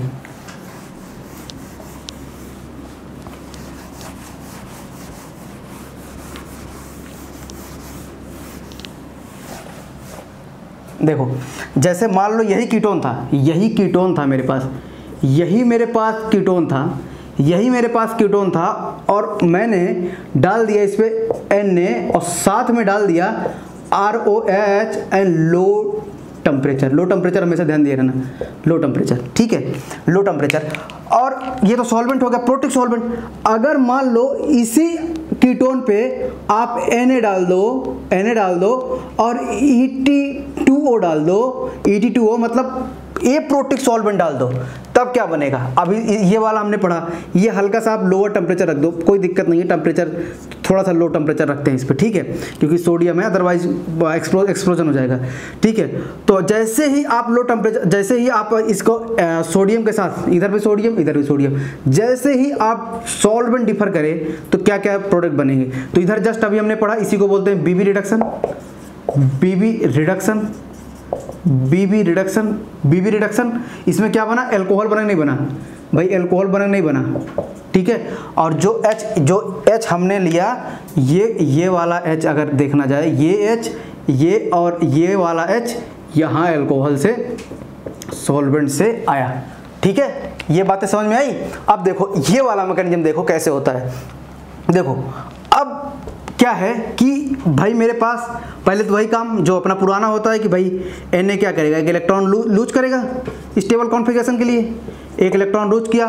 अब फिर आपके पास पॉसिबिलिटीज़ क्या है, ये C2H5 है, O है, ईथर है, ठीक है, ईथर है ये। अब फिर वही बात कि भाई यहाँ क्या है कि यहाँ आपके पास CH2 एंड CH3 में देना है। फिर वही बात, अगर यहाँ इलेक्ट्रॉन आएगा, ये अगर इलेक्ट्रॉन इधर आया कहीं, इधर आया कहीं, तो भाई इसके इधर आया तो इतना सिग्मा बॉन्डिंग नहीं बॉन्डिंग है भाई, सिग्मा बॉन्डिंग है कि नहीं बॉन्डिंग है, इसका डेल नेगेटिव और डेल पॉजिटिव आया कि नहीं आया, ठीक है। तो अब इधर आ सकता है, पर फिर वही सिग्मा एंटी बॉन्डिंग में इलेक्ट्रॉन देगा, क्योंकि सिग्मा बॉन्डिंग है ये बॉन्ड, तो यहाँ कहीं एंटी बॉन्डिंग होगा, एंटी बॉन्डिंग में इलेक्ट्रॉन देगा, और यहाँ से फिर उसके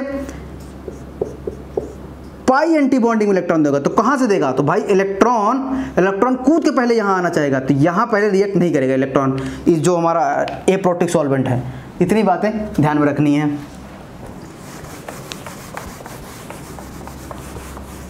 इतनी बातें ध्यान में रखनी है, ठीक है। तो फिर वही बात कि भाई इलेक्ट्रॉन रिएक्ट किया और ये एनायन बना, ये एनायन बना नहीं बना, एनायन बना, और ये रेडिकल बना, ये रेडिकल बना। अब यहाँ देखो, ये ध्यान से देखना, सबसे खास बात है यहाँ, यहीं सारा सिस्टम गड़बड़ होता है, यहीं हमारा सारा सिस्टम गड़बड़ होता है, यहीं से काम हमारा बनना स्टार्ट होता है। देखो ये रेडिकल बना, सेम काम इधर भी हुआ होगा, ये इसका भी मैकेनिज्म साथ साथ देखते रहो, जस्ट अभी आपने देखा था, यही सेम काम इसमें भी हुआ था, यही सेम काम इसमें भी हुआ था। भाई यहाँ रेडिकल बना था, पहले तो दोनों Na दोनों से रिएक्ट करेंगे, यही सेम चीज़ बनेगा। अब इसके पास क्या है कि भाई आपके पास है Et2O, मतलब C2H5O एंड C2H5O। तो भाई इतना तो आपको पता है कि ये ऑक्सीजन कभी भी प्रोटॉन कार्बन से नहीं ले सकता। इतना आपको पता कि नहीं पता है कि भाई ऑक्सीजन कभी भी प्रोटॉन कभी भी कार्बन वाले से नहीं ले सकता, क्योंकि इधर से इधर आप जाते हो, nitrogen, carbon, nitrogen, oxygen, fluorine, ये जो होगा नाइट्रोजन जो होगा, प्रोटॉन कहाँ से ले सकता है, ऑक्सीजन से। ऑक्सीजन कहाँ से ले सकता है, अपने से ले सकता है, या फ्लोरीन वाले से अटैच कोई हाइड्रोजन होगा वो वहाँ से ले सकता है। कार्बन क्या हो सकता है, कार्बन नाइट्रोजन वाले से अटैच कोई हाइड्रोजन होगा उससे ले सकता है, कार्बन ऑक्सीजन वाले से कोई अटैच हाइड्रोजन होगा वहाँ से ले सकता है, कार्बन फ्लोरीन से अटैच कोई हाइड्रोजन होगा वहाँ से ले सकता है, पर ऑक्सीजन कभी भी कार्बन से अटैच हाइड्रोजन को नहीं ले सकता, ठीक है भाई, क्योंकि ये ज़्यादा बेसिसिटी इधर से इधर इंक्रीज करती है, इधर बेसिसिटी है, तो ये कार्बन मोर बेसिक है और ऑक्सीजन लेस बेसिक है, तो ऑक्सीजन कभी भी यहाँ से प्रोटॉन ले ही नहीं सकता। तो अब लेकिन यहाँ क्या था, मेरे पास सॉल्वेंट था, मेरे पास यहाँ मेरे पास प्रोटिक सॉल्वेंट था। तो अब प्रोटिक सॉल्वेंट था तो चलो भाई प्रोटिक सॉल्वेंट से तो प्रोटॉन ले सकता है, ऑक्सीजन तो ऑक्सीजन से प्रोटॉन ले सकता है, ठीक है, ऑक्सीजन तो ऑक्सीजन से अटैच हाइड्रोजन से प्रोटॉन ले सकता है, पर ये नहीं ले सकता। तो अब इसके पास पॉसिबिलिटीज बची क्या, इसके पास एक ही पॉसिबिलिटीज बनी, ये अपने दूसरे वाले आइसोमर्स से क्या करें, दूसरे वाले मॉलिक्यूल से इसके पास एक ही पॉसिबिलिटीज बनी है। अब क्योंकि इलेक्ट्रॉन तो कहीं आ नहीं सकता, क्योंकि डाई एनायन आप बनाओगे, अगर मान लो इलेक्ट्रॉन यहाँ आ रहा है, डाई एनायन बनाओगे, तो डाई एनायन आपको पता है कि बहुत ज़्यादा इलेक्ट्रॉन रिपल्सन होगा, वो अनस्टेबल है। तो अब आप इसके पास पॉसिबिलिटी ही कोई नहीं है, कॉम्बिनेशन के अलावा इसके पास कोई पॉसिबिलिटी ही नहीं है। अब इसके पास क्या थी पॉसिबिलिटी, भाई इसके पास दिख रहा है जो एसिडिक हाइड्रोजन है, तो ये तो ले लिया भाई, चलो OH बना लिया, चलो रेडिकल बना दिया, फिर से इलेक्ट्रॉन बोलेगा ऐसा है कि भाई डाइमर बनेगा, इससे बोलेगा दूसरे वाले से कि भाई डाइमर बनेगा या इलेक्ट्रॉन, तो इलेक्ट्रॉन बोलेगा अरे मैं तो फिर मेरी स्पीड ज़्यादा है, सब कुछ तेज है, तुम स्लो आ रहे तो पहले फिर से रिएक्ट कर जाएगा। तो ये डाइमर बनाएगा नहीं, बनाएगा बहुत 1-2% बनाएगा, बहुत माइनर में बनाएगा, ठीक है, तो 1-2% बनाएगा, उसको निगलेक्ट कर देंगे। तो फिर से इलेक्ट्रॉन क्या करेगा, इलेक्ट्रॉन यहाँ से रिएक्ट करेगा, और फिर जैसे पीछे बताया था ये एनायन बना। अब फिर आपको पहले बताया कि भाई कार्बन वाला एनायन ऑक्सीजन से अटैच हाइड्रोजन ऑक्सीजन से अटैच जो हाइड्रोजन है उसका प्रोटॉन ले सकता है, मतलब अपने पीछे वाले से अटैच हाइड्रोजन से प्रोटॉन ले सकते हैं, आगे वाले से नहीं। तो भाई ये कार्बन एनायन है कि नहीं एनायन है, ये प्रोटॉन OH से ले सकता नहीं ले सकता है, लेके भाई अल्कोहल बना दिया, अल्कोहल बना दिया, अल्कोहल बना दिया, अल्कोहल बना दिया। ठीक है, अब यहाँ इसके पास क्या है, इसके पास कोई ऑप्शन ही नहीं है ना डाइमर के अलावा, मतलब आप इसको डाइमर बनाने के अलावा इसके पास कोई ऑप्शन ही नहीं है।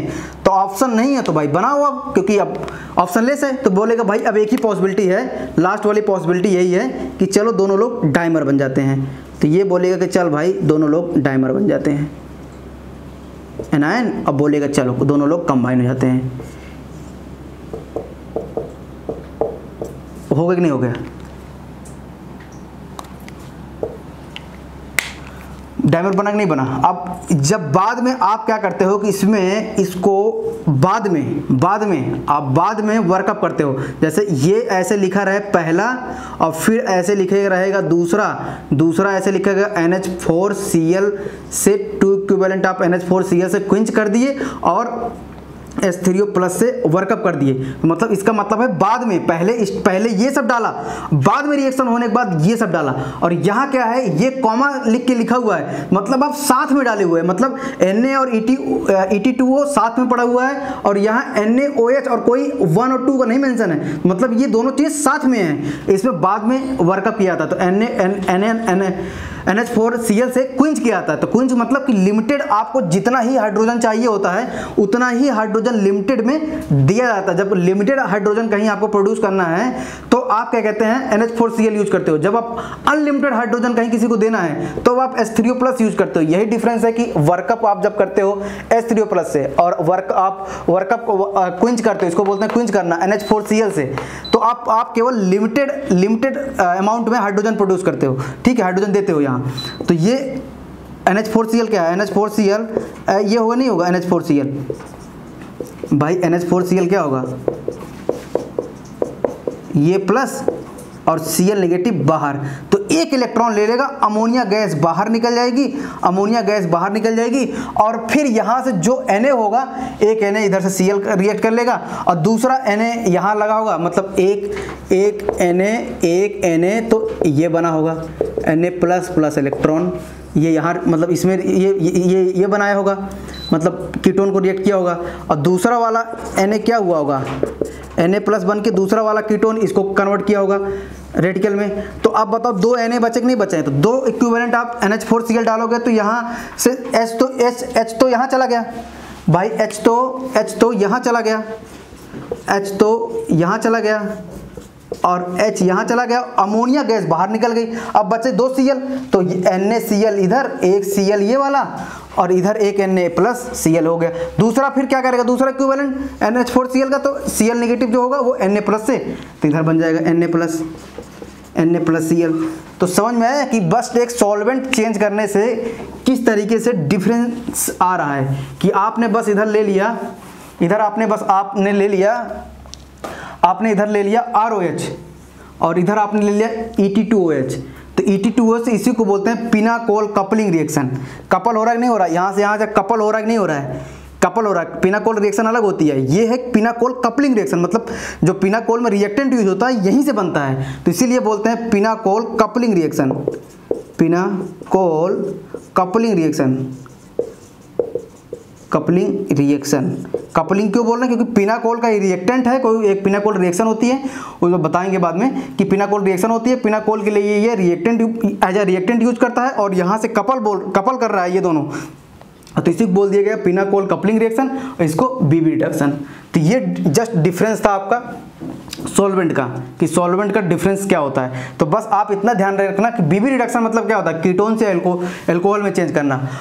और अगर आप NaET2O ले रहे हो तो आप डाई एल्कोहल बना रहे हो, ठीक है। तो ये आप 1,2 डाईऑल बना रहे हो, ध्यान दे रहना 1,2 डाईऑल। कभी कोई पूछते हैं कि भाई 1,2 डाईऑल बन रहा है, क्या बनता है, 1,2 डाईऑल बनता है, ठीक है। ध्यान दे रहना ये सब चीज़ें, कभी कभी ऐसे वर्डिंग से पूछ लेते हैं कि भाई एल्कोहल बन रहा है कि 1,2 डाईऑल बन रहा है, तो ठीक है, डाईऑल 1,2 डाईऑल पूछ सकते हैं ऐसा, ठीक है। तो 1,2 डाईऑल बनता है, नॉट 1,3 डाईऑल, ठीक है। तो ध्यान दे रहना सब चीज़ें।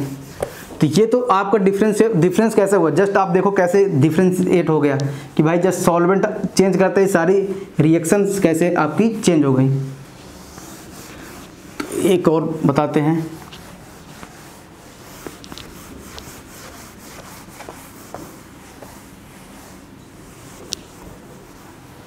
एक देखो अब सबसे मेन आता है आपका बर्च। तो अभी और पढ़ाऊंगा, बर्च बहुत पढ़ाऊंगा, टेंशन ना लो, बर्च तो बहुत पढ़ाऊंगा। बस आप अभी क्लासिफिकेशन देखो कितने तरीके की क्लासिफिकेशन चल रही है, बर्च और ब्लेंस,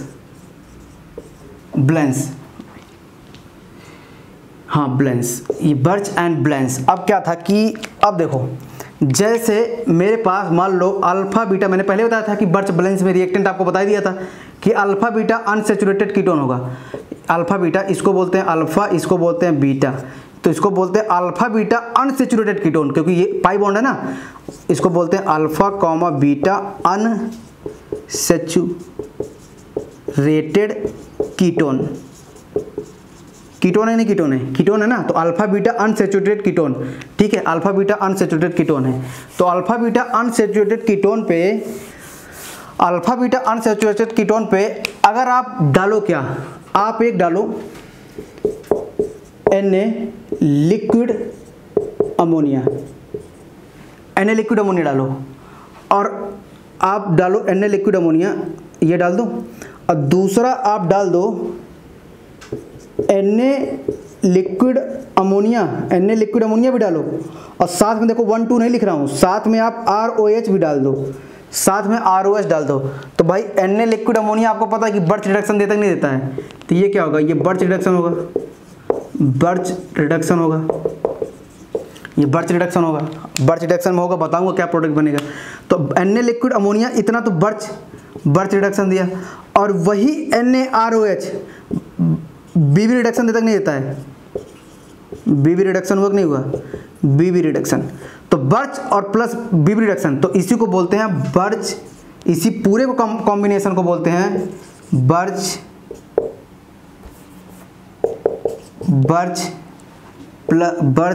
एंड ब्लेंस रिडक्शन। अब ये समझना है कि भाई किस तरीके से ये दोनों रिएक्ट कर रहे हैं, किस तरीके से क्या क्या प्रोडक्ट बन सकते हैं दोनों में क्या क्या प्रोडक्ट बनते हैं। जस्ट आप थोड़ा सा डिफर कर दो, बस सॉल्वेंट दोनों को अलग अलग लिखे। देखो जैसे मान लो मेरे पास ये अल्फा बीटा अनसैचुरेटेड कीटोन हो, और आप इस पे डाल दो Na लिक्विड अमोनिया डाल दो।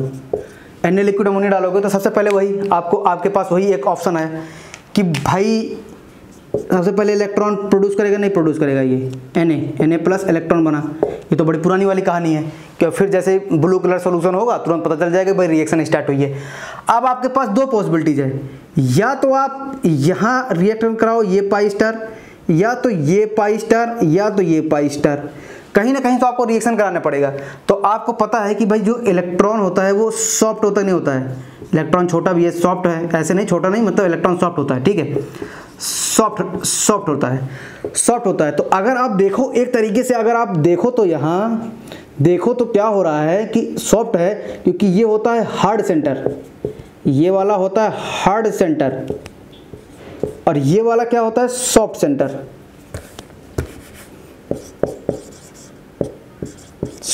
होता है किसी भी न्यूक्लियोफाइल या इलेक्ट्रॉन रिच स्पीसीज को अटैक करने के लिए। तो क्यों, क्योंकि देखो आप इधर से रेजोनेंस ड्रॉ करो, इधर से रेजोनेंस ड्रॉ करोगे तो भाई इधर से रेजोनेंस ड्रॉ करोगे तो क्या होगा, इधर आएगा डेल नेगेटिव, इधर आएगा डेल पॉजिटिव, ठीक है, डेल नेगेटिव इधर आएगा डेल पॉजिटिव, या इसको ब्रेक कर दो तो इधर डेल नेगेटिव डेल पॉजिटिव, ठीक है। लेकिन अब ये होता सॉफ्ट, तो हमेशा ध्यान देना HSAB प्रिंसिपल होता है, HSAB hard soft acid base principle, ठीक है, एसिड बेस प्रिंसिपल जो होगा वो सॉफ्ट को प्रीफर करता है, और हार्ड हमेशा हार्ड को प्रीफर करता है। ये क्या सिस्टम है कि ये ऐसा है कि हार्ड हमेशा हार्ड को प्रीफर करता है, हार्ड न्यूक्लियोफाइल हमेशा हार्ड सेंटर पे अटैक करता है, और जो सॉफ्ट न्यूक्लियोफाइल या इलेक्ट्रॉन स्पीसीज होता है या इलेक्ट्रॉन होता है वो हमेशा सॉफ्ट सेंटर को प्रीफर करता है। तो भाई इलेक्ट्रॉन रिएक्ट कहाँ करेगा, यहाँ करेगा, ठीक।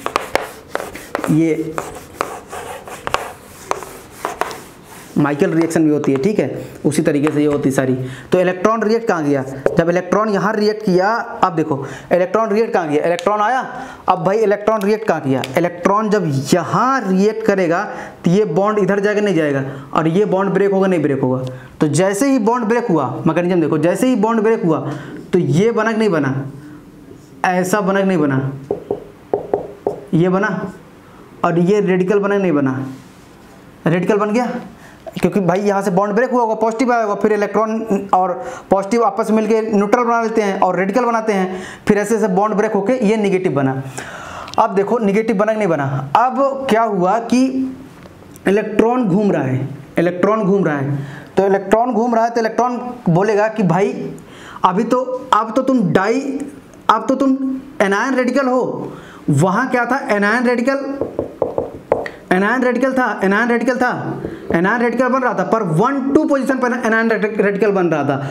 और यहाँ क्या है 1 2 3 4, बोलेगा बहुत दूर हो, एक काम करता हूँ आपसे रिएक्शन ही कर लेता हूँ रेडिकल, क्योंकि रेडिकल दूसरा मॉलिक्यूल कंबाइन करने आएगा, तुरंत ये इलेक्ट्रॉन इस पर रिएक्ट कर लेगा, क्योंकि वहाँ तो भाई नहीं हो पा रहा था, वहाँ तो मजबूरी थी कि भाई कि पास में आप 1-2 डाइएनायन नहीं बना सकते, क्योंकि वो बहुत अनस्टेबल होता है 1-2 डाइएनायन। जब आप इस पे करा रहे थे, इस वाले पे करा रहे थे, जब आप ऐसे Na और ROH करा रहे थे, तो आप यहाँ बना रहे थे, ये एनायन बना रहे थे, यहाँ रेडिकल बना रहे थे।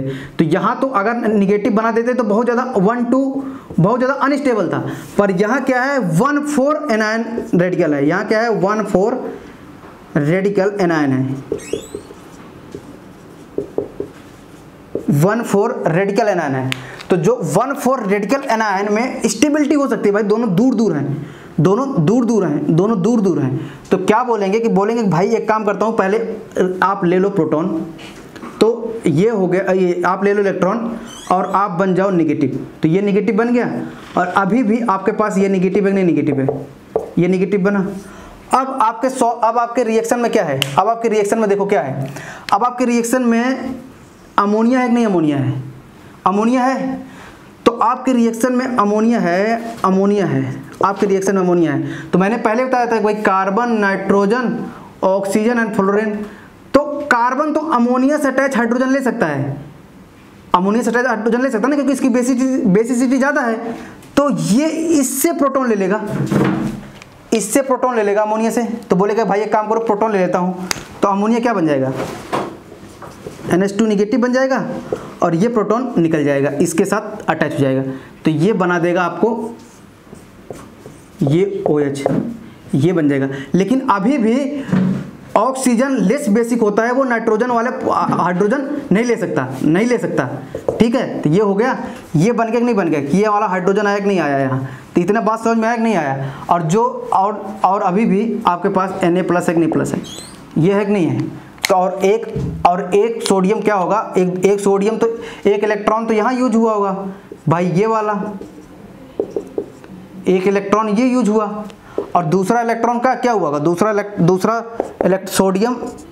दूसरा सोडियम बना होगा इस वाले यहाँ से, तो ये वाला यहाँ चला गया, और ये वाला जो Na+ है, ये वाला जो Na+ है वो सोडियम से अटैच हो जाएगा नहीं अटैच हो जाएगा, NaNH2, ठीक है, NaNH2 बन जाएगा, क्योंकि ये बचा यहाँ रिएक्ट किया, ये सोडियम बचा, तो क्योंकि ऑलरेडी ये वाला Na यहाँ अटैच हो जाएगा, तो मतलब यहाँ Na हो जाएगा, ये वाला Na है, क्योंकि ये वाला Na इलेक्ट्रॉन यहाँ रिएक्ट किया है, तो ये बना नहीं बना।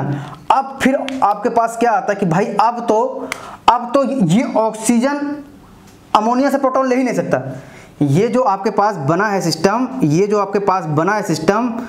जो बना है सिस्टम, ये प्रोटॉन ले ही नहीं सकता। तो क्या होगा, तो बोलेगा ऐसा एक काम करता हूँ, जैसे ही आप इसको रूम टेम्परेचर पे ले आते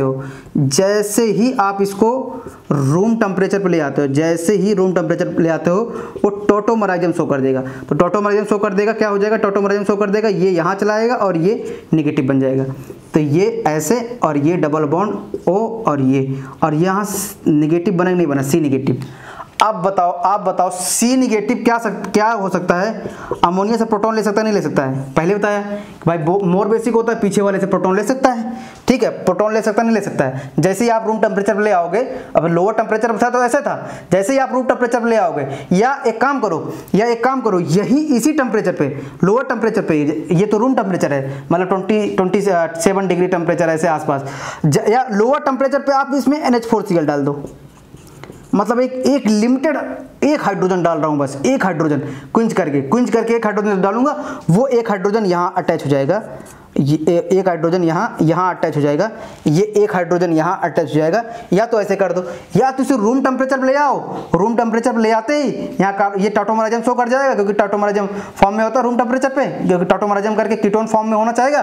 तो यहाँ से अब कार्बन अमोनिया से प्रोटॉन ले लेगा, तो जैसे ही अमोनिया से प्रोटॉन ले लेगा, हल्का सा प्रोटॉन ले लेगा, या ऐसे भी कर सकते हो, या इसके बाद भी, या आप रूम टेम्परेचर भी वर्कअप करा सकते हो, कोई दिक्कत नहीं है, आप वर्कअप करा सकते हो, या रूम टेम्परेचर पे आप NH4Cl डाल दो, वर्कअप करा दो, ठीक है, बात दोनों सेम है, ठीक है। मोर प्रेफरेबल यही होता है कि आप इसको NH4Cl से क्विंच करो, या NH4Cl से वर्कअप करो इसको, ठीक है। तो अब यहाँ क्या बन जाएगा, यहाँ बताओ कीटोन बना नहीं बना?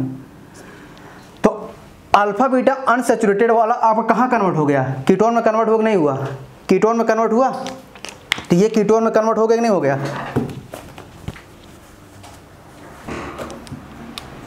ये कीटोन में कन्वर्ट हुआ। अब देखो यही सेम कहानी देखो, यही सेम कहानी अगर आप ये जितना भी आप वीडियो चल रही है ना, पॉज करके अगर मैकेनिज्म आपको लिखना है तो आप लिख सकते हो, ठीक है। आप वीडियो को पॉज करो और जो भी मैकेनिज्म है आप मैकेनिज्म लिखो, और जहाँ तक ट्राई करो अपने मन से लिखना ट्राई करो, क्योंकि आप यहाँ एक बार आप देख चुके हैं, यहाँ आप एक बार बोर्ड पे सारा कुछ देख चुके हो, आप ट्राई करो, फिर आप देखो कि मैकेनिज्म से आप यहाँ वाले बोर्ड से मैच कर रहा है नहीं कर रहा है, क्या गलती आप कर रहे हो, क्या गलती नहीं कर रहे हो। जब तक, क्योंकि ऑर्गेनिक क्या है, सारी चीज़ बुक में लिखी हुई है, आप ऑर्गेनिक पढ़ोगे बुक से लगेगा ऐसे ही चल रहा है, अरे सही है, ऐसे ही होना चाहिए। और जब खुद सोचते हैं तभी डेवलप होती है ऑर्गेनिक, जब तक आप खुद नहीं सोचोगे कोई डेवलपमेंट नहीं है ऑर्गेनिक की। तो देखो, अब वो तो क्या था, बर्च रिडक्शन था, वो तो अल्फा बीटा अनसैचुरेशन का Na लिक्विड अमोनिया क्या था, ये बर्च रिडक्शन था। अब मैं आपको बताने जा रहा हूँ बर्च एंड ब्लैंस रिडक्शन। अब देखो जैसे क्या था मेरे पास, तो जैसे मेरे पास मान लो ये अल्फा बीटा अनसैचुरेटेड कीटोन तक नहीं था, अल्फा बीटा अनसैचुरेटेड कीटोन पे मैंने बोला कि एक काम करते हैं, Na लिक्विड अमोनिया भी डालते हैं और साथ में एल्कोहल भी डाल देते हैं, तीनों चीज़ साथ में मिक्स करते हैं भाई। तो चलो फिर वही पुरानी कहानी, Na आएगा और Na प्लस बनेगा और इलेक्ट्रॉन आएगा, फिर आपको पता है इलेक्ट्रॉन सॉफ्ट होता है और यहाँ रिएक्ट करेगा सॉफ्ट सेंटर पे, तो फिर यही बनेगा भाई, ये O नेगेटिव बनेगा, O नेगेटिव बनेगा नहीं, और यहाँ रेडिकल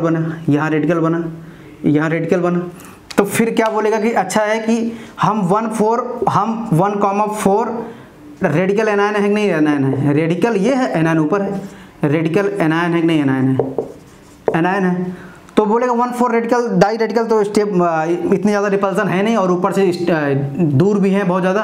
तो फिर से दूसरा वाला Na क्या करेगा, क्योंकि यहाँ वाला Na तो यहाँ जुड़ गया, यहाँ वाला Na तो यहाँ जुड़ गया, ठीक है, तो दूसरा वाला Na क्या करेगा, निकलेगा Na प्लस और इलेक्ट्रॉन बन के निकलेगा, और इलेक्ट्रॉन ये यहाँ रिएक्ट कर जाएगा। जैसे ही यहाँ रिएक्ट करा इलेक्ट्रॉन और ये डबल बॉन्ड O और ये बना नहीं बना, तुरंत इनके पास देखेंगे अरे भाई एक काम करो, कहाँ से प्रोटॉन लेने की पॉसिबिलिटीज है, बोलेंगे एक मेरे पास है अमोनिया से प्रोटॉन लेना, और आप एक है मेरे पास RO है, सॉल्वेंट भी है यहाँ, तो आप बताओ कि कार्बन नाइट्रोजन ऑक्सीजन फ्लोरीन ये है, भाई अब ऑक्सीजन तो ऑक्सीजन से प्रोटॉन ले सकता है ना, यहाँ से ये वाला इससे प्रोटॉन ले सकता है, और कार्बन भी बोलेगा कि भाई अगर मुझे एक नाइट्रोजन वाले से प्रोटॉन लेना है, नाइट्रोजन वाले हाइड्रोजन से, और एक मेरे ऑक्सीजन वाले हाइड्रोजन से, तो बोलेगा भाई एक काम करता हूँ मैं इसको ही प्रेफर करूँगा क्योंकि बाद वाला ज़्यादा एसिडिक है। तो ये वाला भी यहीं से प्रोटॉन लेके जाएगा और ये वाला भी यहीं से प्रोटॉन लेके जाएगा। तो मतलब सॉल्यूशन में तो बहुत सारे मॉलिक्यूल होंगे ना, बहुत सारे मॉलिक्यूल होंगे, तो इस वाले सॉल्वेंट से ये भी ले लेगा प्रोटॉन, या मान लो ये वाला इससे ले लिया, कोई दिक्कत नहीं है, मैकेनिज्म आप बस एक एक्सप्लेन करने का तरीका है, ठीक है। तो ये यहाँ से भी ले लिया, यहाँ से भी ले लिया। तो भाई जब यहाँ पहले तो ज़्यादा मोर बेसिक कौन है, ये वाला है, तो ये वाला यहाँ से प्रोटॉन लिया, एल्कोहल से प्रोटॉन लिया। एल्कोहल से जैसे ही प्रोटॉन लिया, जैसे ही इसने एल्कोहल से प्रोटॉन लिया, तो ये डबल बॉन्ड और ये H बनक नहीं बना, ये बनक नहीं बना, ये बना। जैसे ही प्रोटॉन लिया ये बना, उसके बाद तुरंत फिर से प्रोटॉन लिया, बोलेगा अच्छा एक काम करता हूँ, ये मेरे पास ये है, तो ये मेरे पास बोलेगा अच्छा भाई एक काम करता हूँ, ऑक्सीजन तो कभी नाइट्रोजन से प्रोटॉन ले नहीं सकेगा, पर कार्बन ऑक्सीजन वाले से प्रोटॉन ले सकता है, ठीक है। तो ये बात आपको ध्यान में रखनी है, क्योंकि हमेशा जो मोर बेसिक होता है वो अपने लेस बेसिक वाले से प्रोटॉन ले सकता है, ठीक है, मतलब मोर एसिडिक वाले से। ये हुआ और ये बना, और फिर उसके बाद क्या होगा, ये टॉटोमराइजम शो कर जाएंगे, ऐसा बन जाएगा। फिर ये बोलेंगे अच्छा एक काम करते हैं, अभी भी मेरे रिएक्शन में Na लिक्विड अमोनिया एक नहीं है, Na लिक्विड अमोनिया ROH एक नहीं है, अभी तक मैंने वर्कअप नहीं किया है, ये भी मेरे पास रिएक्शन में है कि नहीं है, वर्कअप नहीं किया हूँ। तो कहेंगे अरे फिर वही कीटोन आ गया, बोलेंगे भाई आप कीटोन से Na और ROH डाल के आप एल्कोहल बना रहे थे, नहीं बना रहे थे, बीवी रिडक्शन कर रहे थे, नहीं कर रहे थे। तो ये क्या हो गया, ये आपका बढ़ चुका कि नहीं बढ़ चुका, अभी ये बढ़ चुका कि नहीं बढ़ चुका। और फिर यहाँ से NaROH क्या हो जाएगा, कीटोन देखते ही अरे भाई चलो इनको फिर से अपने लपेटे में लेते हैं, तो अब बना नहीं बना। तो इसीलिए बर्च और प्लस ब्लैंस, तो अब यहाँ से इसीलिए इस वाले पूरे रिएक्शन को जब आप Na लिक्विड अमोनिया ROH ले लेते हो, तो ये बर्च प्लस ब्लैंस, या ऐसे डैश लिख के ब्लैंस, रिडक्शन हुआ कि नहीं हुआ, रिडक्शन हुआ। तो पता चला कि इसमें प्रोडक्ट कौन सा बना, यहाँ से आप ये वाला कन्वर्ट कर दिए, यहाँ से आप डायरेक्ट एल्कोहल में कन्वर्ट किए, और वहाँ से आप जस्ट अगर इसका बर्च कर रहे थे, आप इसका जस्ट बर्च कर रहे थे Na लिक्विड अमोनिया, जस्ट इसका आप बर्च कर रहे थे, तो आप अल्फा बीटा अनसैचुरेटेड कीटोन से आप जस्ट कीटोन में ही कन्वर्ट कर रहे थे, बर्च कर रहे थे। तो मतलब बर्च पाई बॉन्ड की टेंडेंसी को लूज करा रहा था, ठीक है, यहाँ से एक पाई बॉन्ड लूज करा रहा था, ठीक है, बर्च ये करा रहा था, ये तो मेरा हो गया बर्च, ये बर्च बन रहा था। अब पर यहाँ ROH नहीं था, और बता दिए कि भाई ROH अगर है तो किस तरीके से रिएक्शन आगे प्रोसीड कर रहा है, ठीक है। तुरंत और अगर आप ROH डाल दिए इसी में, सॉल्वेंट के साथ डाल दिया, अब लिक्विड अमोनिया बर्च का भी आप रीजेंट डाले और ROH भी डाल दिए, मतलब एल्कोहल सॉल्वेंट भी डाल दिया, तो ये डायरेक्ट एल्कोहल में कन्वर्ट हो जा रहा है। ये डिफ्रेंशिएट है कि अल्फा बीटा अनसैचुरेशन से यहाँ कीटोन में कन्वर्ट हुआ, यहाँ एल्कोहल में कन्वर्ट हुआ, ये बहुत ज़्यादा बड़ा डिफरेंस है। तो आज मैं जस्ट समरी कर रहा हूँ कि मैंने क्या क्या पढ़ाया और आपने क्या क्या सीखा, किस तरीके से रिएक्शन, और आप वीडियो पॉज करके ये सारे मैकेनिज्म खुद ड्रॉ करो, क्योंकि आप एक बार समझ चुके हो, खुद ड्रॉ करो तभी पता चलेगा क्या हो रहा है क्या नहीं हो रहा है।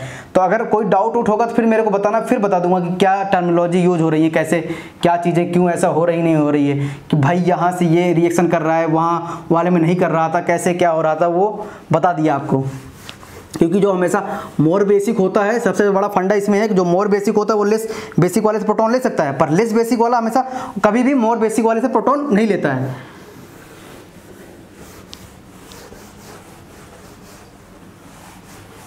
तो देखो आज आपने क्या क्या सीखा, सबसे पहले तो आपने बर्च रिडक्शन का रीजन सीखा कि भाई अगर इंटरनल एल्काइन पे आपने डाल दिया Na लिक्विड अमोनिया, और अगर आप इंटरनल एल्काइन पे Na लिक्विड अमोनिया डाल दिया तो ये ट्रांस प्रोडक्ट में कन्वर्ट हो रहा था कि नहीं हो रहा था, ट्रांस प्रोडक्ट में कन्वर्ट हो रहा था नहीं हो रहा था, कन्वर्ट हो रहा था, ठीक है। और अगर आप यही टर्मिनल एल्काइन पे ले रहे थे, अगर यही सेम रिएजेंट आप टर्मिनल एल्काइन पे ले रहे थे, तो फिर ये R ट्रिपल बॉन्ड Na+ बन रहा था, ठीक है। ये बात इतनी ध्यान में रखे रहना, ठीक है। ये बात आप मैंने सारा फुल मैकेनिज्म के थ्रू बताया। और तीसरी बात एक और बताया कि अगर मान लो मेरे पास कीटोन है और कीटोन को आपने NaETOH के साथ लिया, तब आप बीबी रिडक्शन कर रहे हो, बीबी रिडक्शन, वही वाला बाउ बैलेंस वाला बीबी रिडक्शन कर रहे हो, तो आप इसको एल्कोहल में चेंज कर रहे हो। अरे सही है, एल्कोहल में चेंज कर रहे हो। और जैसे ही आप जस्ट एक सॉल्वेंट चेंज करें, NaET2O मतलब आप एप्रोटिक सॉल्वेंट चेंज कर रहे हो, यहाँ आप THF रख सकते हो, यहाँ आप क्या कहते हैं जाइलिन रख सकते हो। जैसे ही आप चेंज कर रहे हो, तुरंत पिनाकोल कपलिंग हो रही है, 1,2 डाइऑल बन रहा था। तो देख रहे हो कैसे डिफरेंशिएट, जस्ट सॉल्वेंट का डिफरेंशिएट, जस्ट आपका सॉल्वेंट चेंज करते ही क्या क्या डिफरेंस हो जा रहा है, ठीक है। फिर आपने ये पढ़ा, फिर उसके बाद आपने क्या पढ़ा कि अगर मेरे पास अल्फा बीटा अनसैचुरेटेड कीटोन हो, उस पर डाल दो आप Na liquid ammonia, birch reduction वाला रीजेंट, तो वो जस्ट पाई बॉन्ड की टेंडेंसी को लूज करा रहा था। यहाँ से ये बन रहा था, कीटोन बन रहा था, नहीं बन रहा था, कीटोन बन रहा था। और यहाँ जस्ट आप एक डिफ्रेंशिएट कर दो Na लिक्विड अमोनिया और ROH ले लो। और ये पहले डाला हूँ, बाद में सेकंड में वर्कअप कर रहा हूँ, जस्ट थोड़ा सा लिटिल बिट वर्कअप कर रहा हूँ, इसलिए 1,2 लिखा हूँ, मतलब पहले डाल रहा हूँ, बाद में सब कुछ रिएक्शन होने के बाद ये डाल रहा हूँ। यहाँ क्या है, ये तीनों साथ में है, ये सब कुछ साथ में है। जब 1,2 ना लिखूँ तो मतलब सारे साथ में हैं, साथ में इकट्ठे डाले हूँ। तो जब Na लिक्विड अमोनिया ROH के साथ डाल रहे होते तो आपका एल्कोहल बन रहा था। ये समरी है, ये जस्ट आपका सॉल्वेंट डिपेंडेंट कैसे आपका डिजॉल्विंग मेटल जो चल रहा है, ये जस्ट अभी डिजॉल्विंग मेटल का लगभग आपका 30% कंप्लीट हुआ है बस। अभी तो बहुत सारी चीज़ें बाकी है कि भाई डिजॉल्विंग मेटल कैसे चलती हैं। अभी तो पूरा बेंजीन पे कैसे रिएक्ट करता है, विड्रॉइंग ग्रुप लगा है, पायरोल, एंथ्रासीन, फ्यूरान और क्या कहते हैं बेंजीन डेरिवेटिव पे बर्च रिडक्शन कैसे काम करता है। तो ये सारी चीज़ें अभी आपको पढ़नी है, ये जस्ट एक समरी था, ठीक है। पेरिडीन पे कैसे बर्च काम करता है, तो बर्च बहुत ज़्यादा अपने आप में इंपॉर्टेंट है। अब उसके साथ अगर आप बर्च सीख जाओगे ना, तो कम से कम आप 10 रिएक्शन सीख जा रहे हो। जैसे मैंने पहले बताया था कि भाई ओड्स सीख जाओगे, ओड्स फिटिंग बताऊंगा नेक्स्ट में कि भाई ओड्स फिटिंग क्या है, पिनाकोल कपलिंग आज आपने देख लिया, एसोलाइन कंडेंसेशन अभी और बचा है, अभी एस्टर पे बर्च रिडक्शन और बचा हुआ है, तो किस तरीके से काम करता है। तो ये सारी एक समरी थी, बाद में आपको बताऊंगा। Okay, thank you.